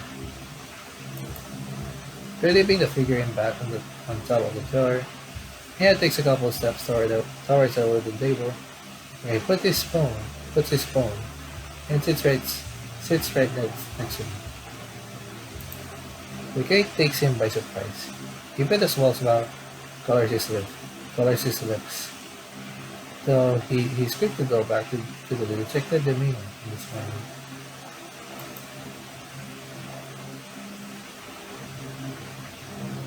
Diana and Enya are sitting down at a small table. In front of Enya is the cute bear pastry, the former cut from the bakery. Listen, Sorry to worry me, Enya. What happened? They don't answer right away. Instead, they play with the fork on the plate and make a tiny column of the cake. The fork slides under the piece and slowly travels from the plate to Enya's mouth. Enya looks away, upset. For a split second, their eyes close. They must have tasted the lemon icing, but they open once again, and the chocolate and cream make make themselves known. Enya's lips quiver. His shoulders begin to shake, and then it brews. Enya finally looks in Diana's direction, tears filling their eyes.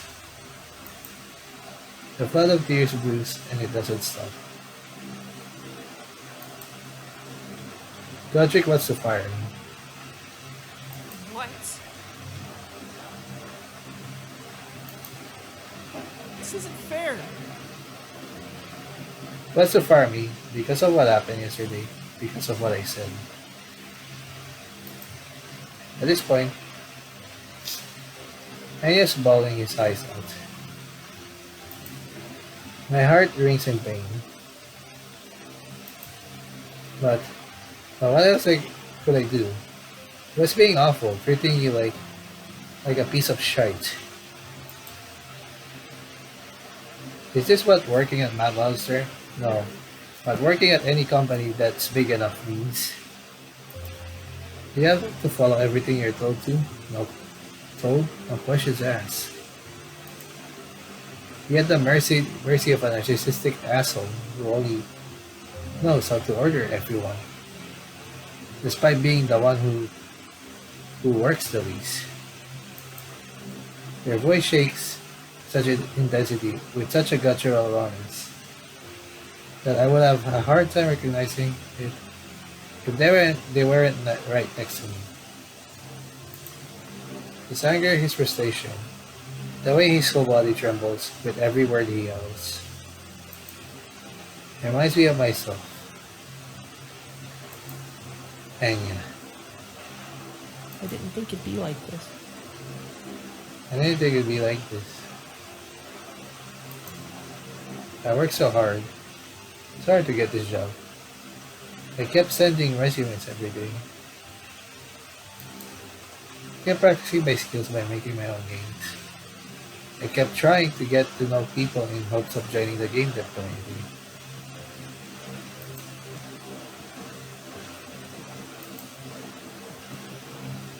Is this what you've been putting up all these years? Does he treat you like that every day? I glanced down at my lap. How do you do it, Diana? How? The skirt gets wrinkled from all the way I'm squeezing it. Look at me. Look at me. Please.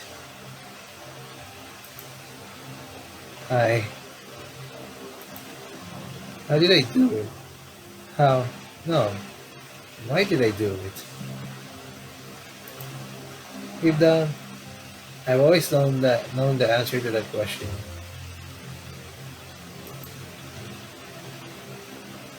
I gave up.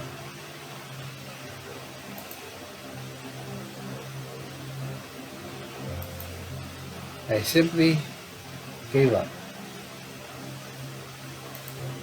Don't get me wrong, it wasn't always like this. At first, it was exactly like you mentioned on your first day, a dream job. I made friends, I fell in love, and designed a couple of features and mechanics. I even learned a bit of coding down the line. But then, one of our games got cancelled, and things started to change. People were replaced, deadlines were cut shorter, and crunch, which was something we never did unless it was absolutely necessary, became the norm. Still remember the day one of my friends couldn't come to work because her kid had a high fever, and no one could look after them. You know what Godric told her?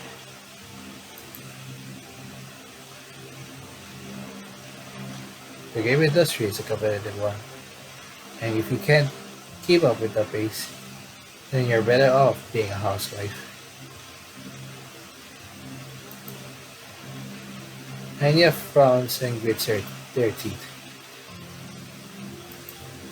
When that happened, he did nothing. Kept making excuses that my job was too important. I was afraid Godric would take advantage of the situation and fire me too. I scoff. Well, you already know he didn't fire me. And on that day, I lost a friend. I lost more than I lost more than a friend. I lost myself.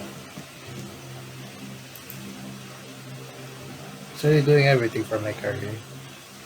I worked my butt off to the point where I would sacrifice meals and sleep in order to meet a deadline. I wasn't seeing people outside my office, not even my partner. I became the model employee, and, and eventually, it costed me my relationship.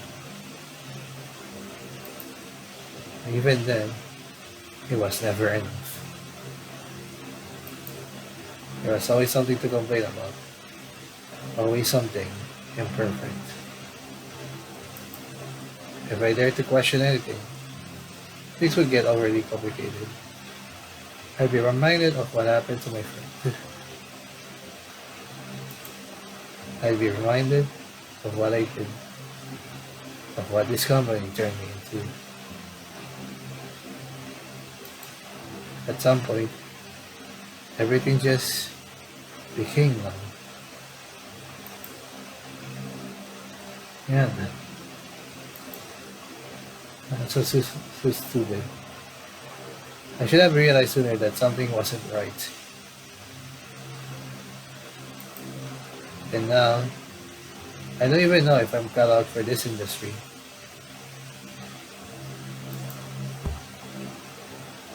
Close my hand and ball him lightning on the head. Huh? Don't sell yourself short. But you did do something. You stood up to Godric. You fought for what was right. I put a hand on his shoulder, and you reminded me of what's truly important. I did? And what's that? His confusion made me chuckle. You're seriously asking me that? Gosh, sometimes I don't know whether you're too humble or too naive to take a compliment. I get that a lot. Take a deep breath. It's the very first moment I met you.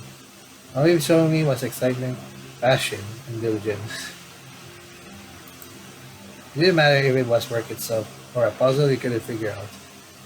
You always face everything with enthusiasm and an outstanding desire to learn. I looked him in the eye. Enya, you reminded me that making games should make you happy. That life isn't about feeling empty. It's about feeling joy, anger, sadness, a whole rainbow of emotions. And as me, as the audience, to enjoy such game as well. Maybe one day I'll be making a game as well. Whole rainbow of emotions. You reminded me that you don't have to be perfect. And yeah, you are worth it. You'll always be worth it. They gasped audibly. For a few moments, they don't say anything, as if they were still processing my words. However, I don't have to wait now. For the first time in the day, Enya shows me a radiant smile. A smile that is noticeable not only on the lips, but also in the wrinkles under his eyes. You're right. You're right. Make a game should make us happy. Thank you, Diana. No, thank you. Enya laughs and wipes a semi-dry tear on his cheek, with the corner on his hand, of his hand. But it doesn't leave us. Is there anything left for us to do? We're just two people, not a whole company. Become like Goodbye World. I play Goodbye World just recently, just replay Goodbye World recently because, again, the first playthrough kinda sucked, and because of the dodger, I decided to play this game.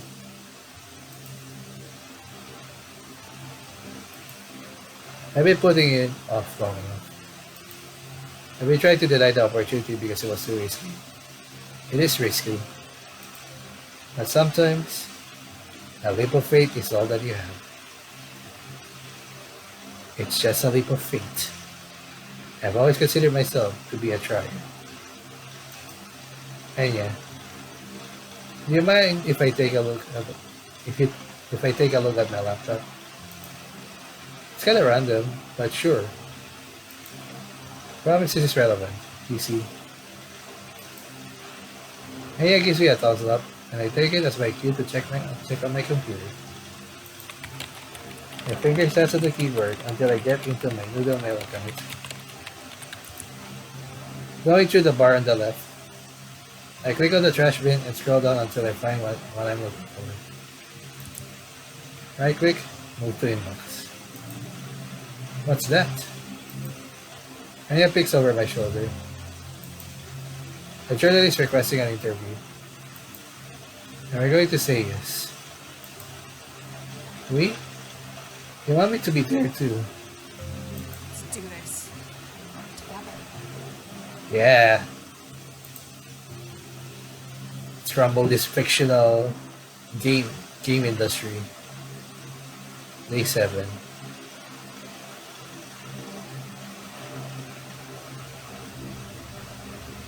Diana is sitting at her desk. Today's the day. I keep repeating the same phrase over and over. And my thoughts and my mumbles. I even texted Enya those exact words the moment I woke up. Ah. I hear chuckling coming out from the cubicle in front of me. When I raise my head, Enya's there, grinning at me. Sigh. What are you doing? He doesn't say anything. Instead, he points at my phone with the movement of his eyes. I grab it and check my messages. See you fidgeting, Diana. Now you're starting me over here. What's next? Nonsensical voice messages? Enya and I agreed beforehand that we shouldn't talk too much in the office, at least not outside of our lunch break, before knowing how the situation is going to end. Chatting on the phone on the other hand. Wow. Perhaps I should record myself saying a famous quote from Final Crystal 7. And now a gift for you! A pocket length and 13 gil is all that I have. You've earned it, big boy. What? Why? I mean, don't you want to be an awesome and magnificent owner? With Clyde's voice, making a joke right away after expressing disappointment in you for slipping in. Enya, what the hell? You owe me a pizza, Diana. Oh my god. I don't think the stairs are talking, Diana. You need to get up. Stop. Like Clyde Stripe would say, get help. Oh god. Really. El Mao. But even is this conversation. And you sends a bunch of laughing emojis. Are you feeling a little better?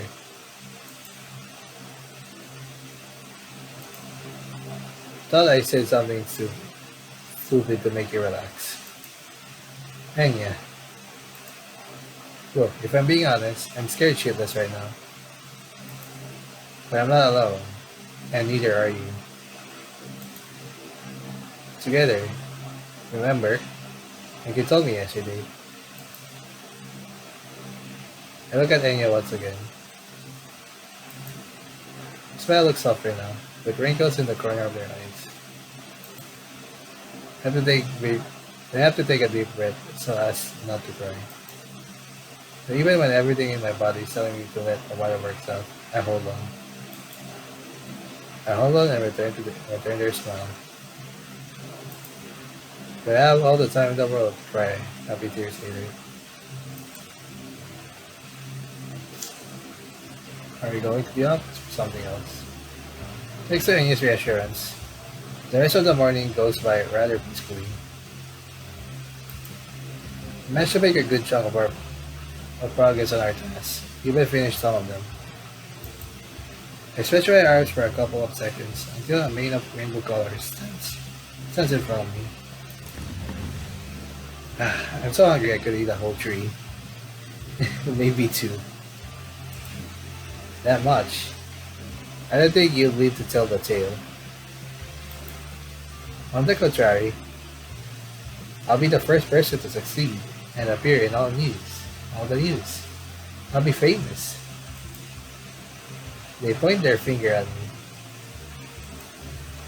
You'll see.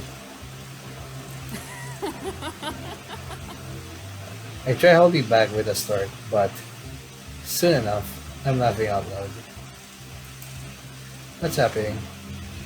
Should be scared out of my wits, and yet here I am, laughing my arse off as a joke that's not even fun. Well, maybe a little.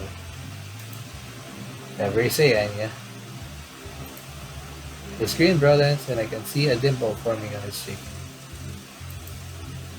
Lunch?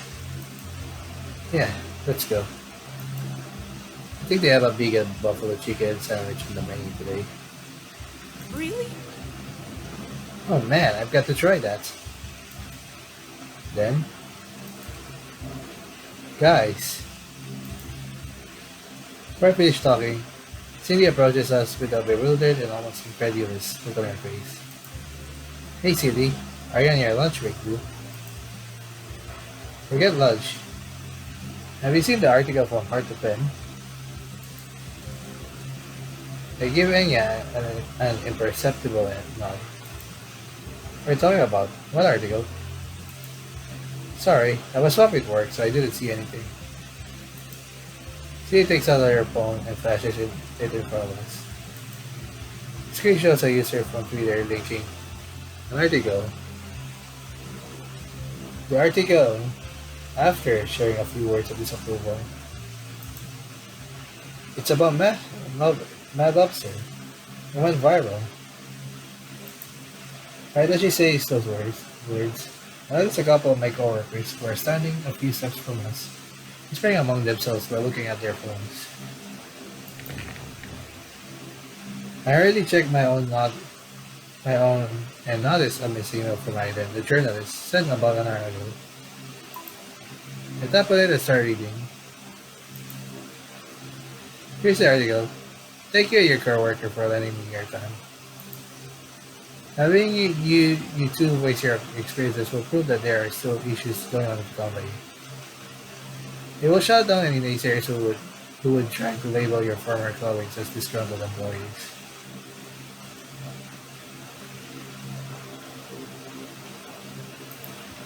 Promise, you and everyone else who provided the codes and insights are anonymous sources.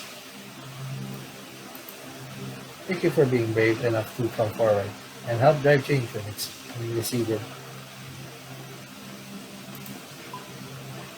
Holding back tears, I click on the link and it opens up to the website. The headline reads, Mad Lobster employees describe CEO as oppressive and abusive. In a day and age where studios are prioritizing profit over ethics and basic humanity, it's unfortunate to see yet another studio join the list of such abhorrent behavior rather than do right by their employees.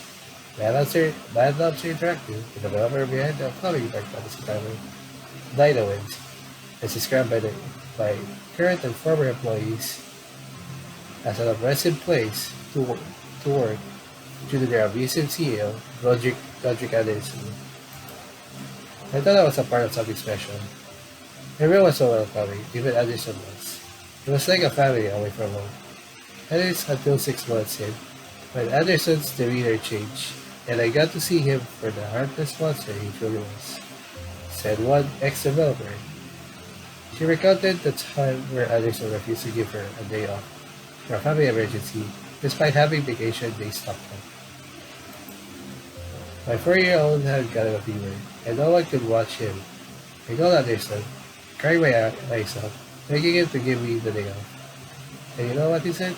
He told me, if you can keep up with the pace, then you're better off with a housewife. I never saw his face again, said the ex-employee.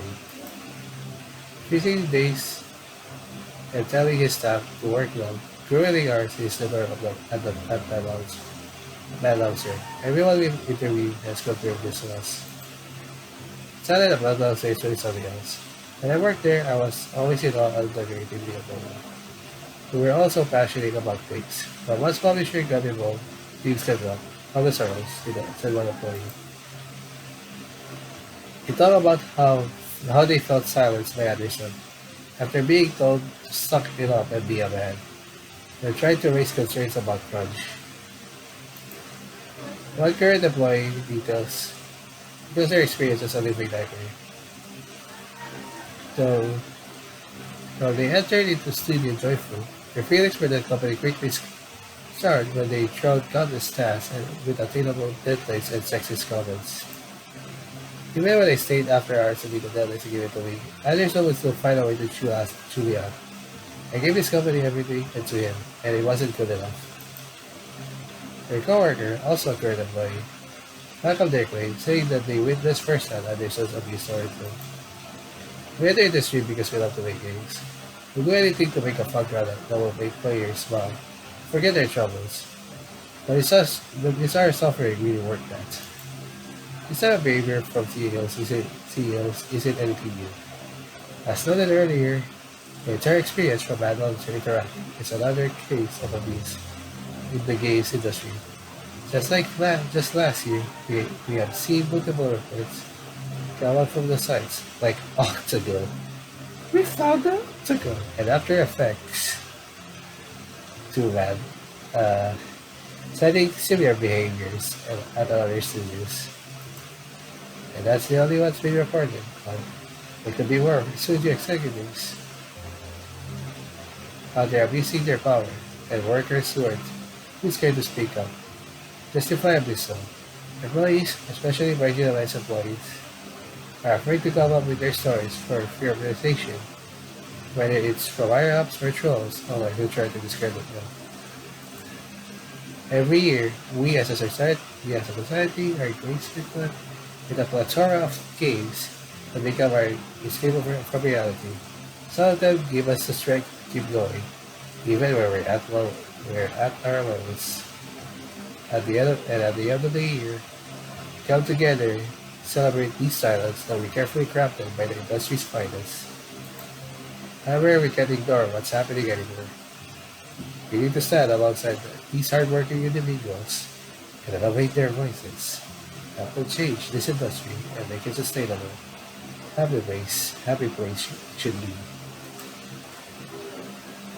I have to take a deep breath after I read the last line. We did it. We really did it. Godric's been exposed. My hands are shaking so much that even my phone bubbles in place. I'm going to cry. Enya touches my shoulder and gives it a few gentle pats. Thank you. Cindy joins in on the pats and gives me a sympathetic smile. Girl, I feel you.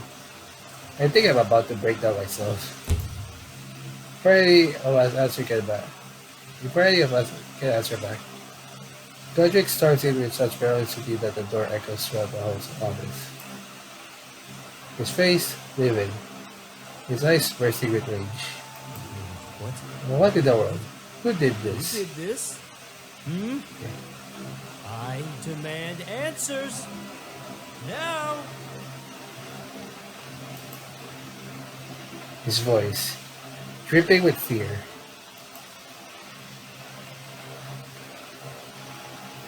But joking around, who was it? Few coworkers look rather passive, not sure about how to react. Most of them probably didn't hear about the article yet. Well, you see.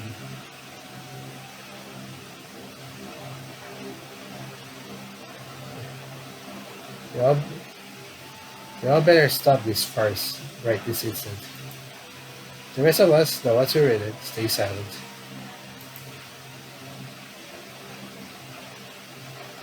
Godric staggers anything from left to right, looking for something. Anything that might give him a clue on the perpetrator.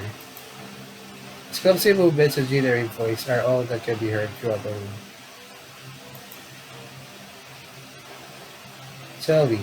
Tell me now. His desperation makes him look so pathetic. I feel secondhand embarrassment. This was the man I was so afraid of. This clown. Yeah, it's you. You. Godric's almost in front of me when I realize it's me he's talking to. You did this, Diana. I know you did. Enya starts taking a step forward to get between Godric and me, but I stop him by putting a hand on his shoulder. They look worried for a second, but their expression eases into a smile when I nod at them. For the first time since I entered this company, I face Godric. I stand straight and face him. I'm afraid I don't know what you're talking about, sir. What? This whole week I've been working endlessly on Dynamite's documentation. Not to mention the whole matter about Digital Rush, among other things. I've taken charge of Enya's mentoring.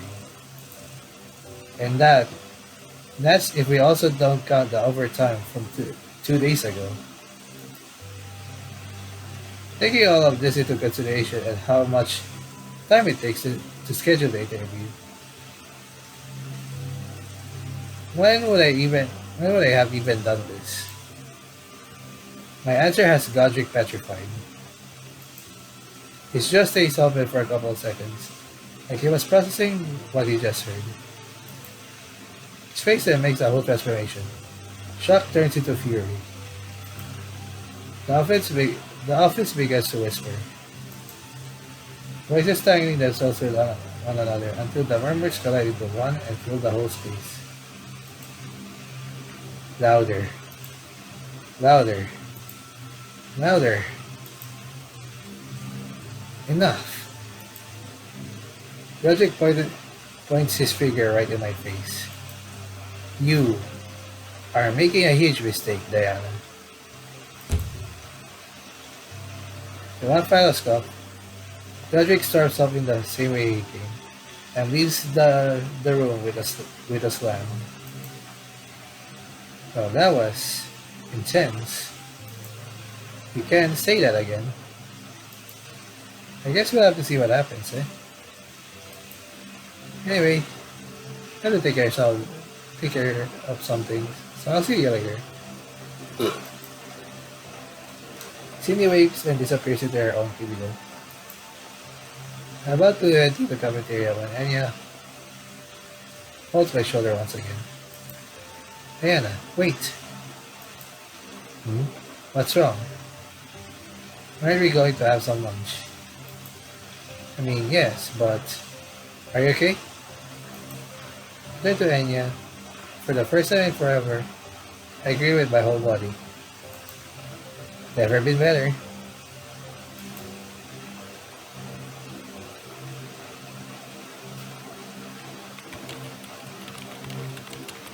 The foxman's ears twitch at the mention of the magic spear.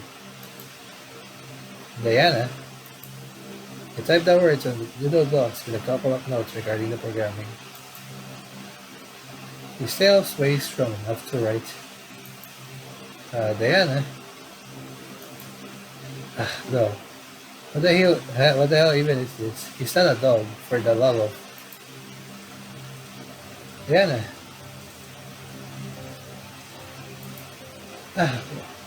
Why is it already? You're slouching again.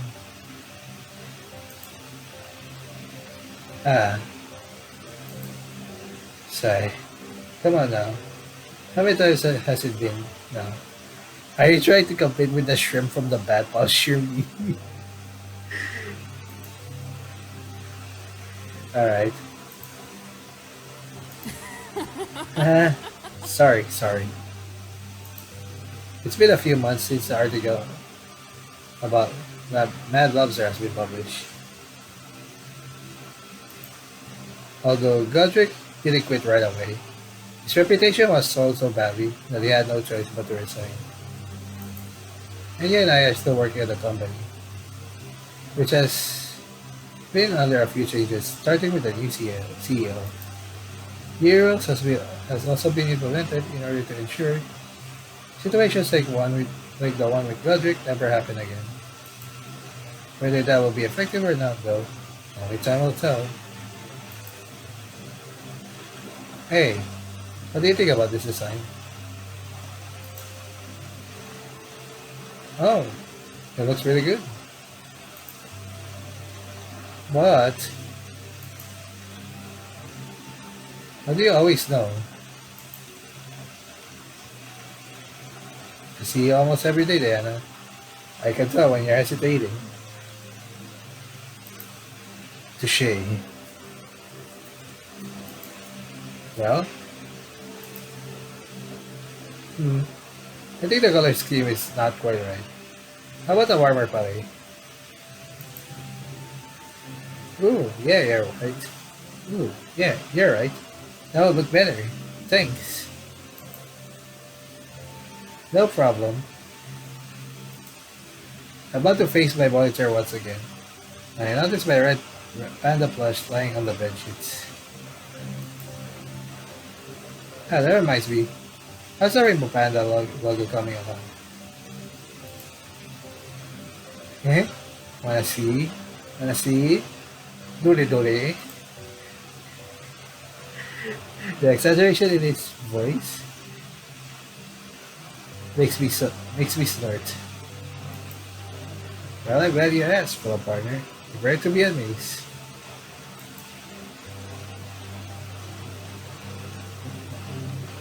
Oh, we got the best ending. I don't know after that. Well, we got the best ending. I'm not sure it will be like, you can see it. And now that's a pretty good BG. Unfortunately, I think we still have to see the other endings. No, we're not. I think we can see an arrow here. Developer notes. There's a lot here. I'll be having this as a bonus. We're not going to read this today. This is already a 4-hour one. Oh shit.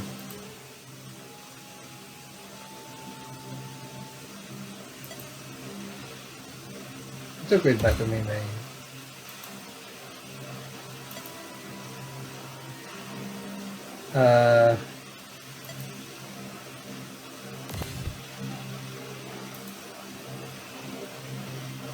How do I quit this? Oh well. I'm afraid if I quit this, you might see whatever it is. How do I go back to menu? Might be at the developer notes. Might be like a parallel and things. And what their experiences into it and shit. I will save that for later as a bonus, so we'll check this later. For now, that's it for like Monochrome Pixels. this is one of the better ones I have ever seen as well.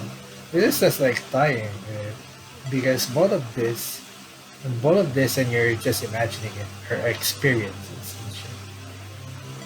I love it. Both of these games are pretty great.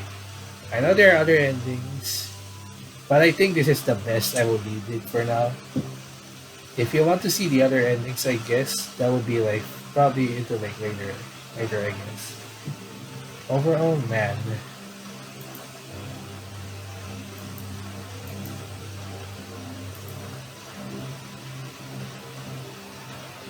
Yeah, text options. I don't think there's anything else.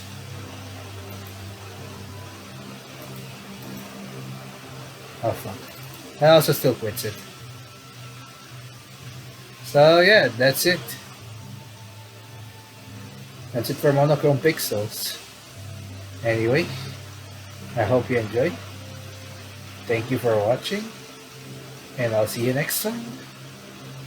In another game, I guess. That's it for NaNoRenO. That's it for all of the NaNoRenO novels I have played. This is the last one.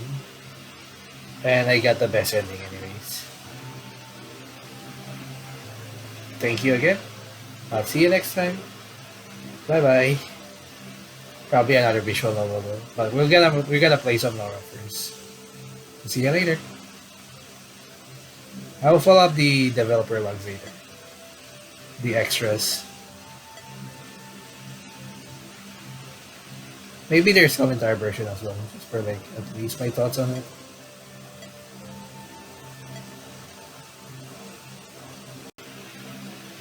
Anyway, that's it for Monochrome Pixels.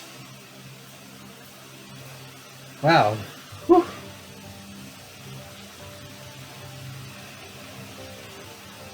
Anyway, there's a lot to explain here. Alright. Since we got the best ending anyway, man, I think I'm just happy with it. So far,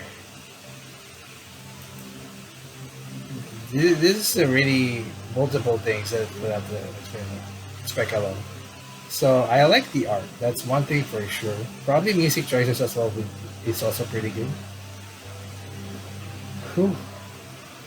As for the experience, yep, this is basically what's happening on the game industry nowadays as well. And it's more than that. It's also like as well, I guess, experience as well to see.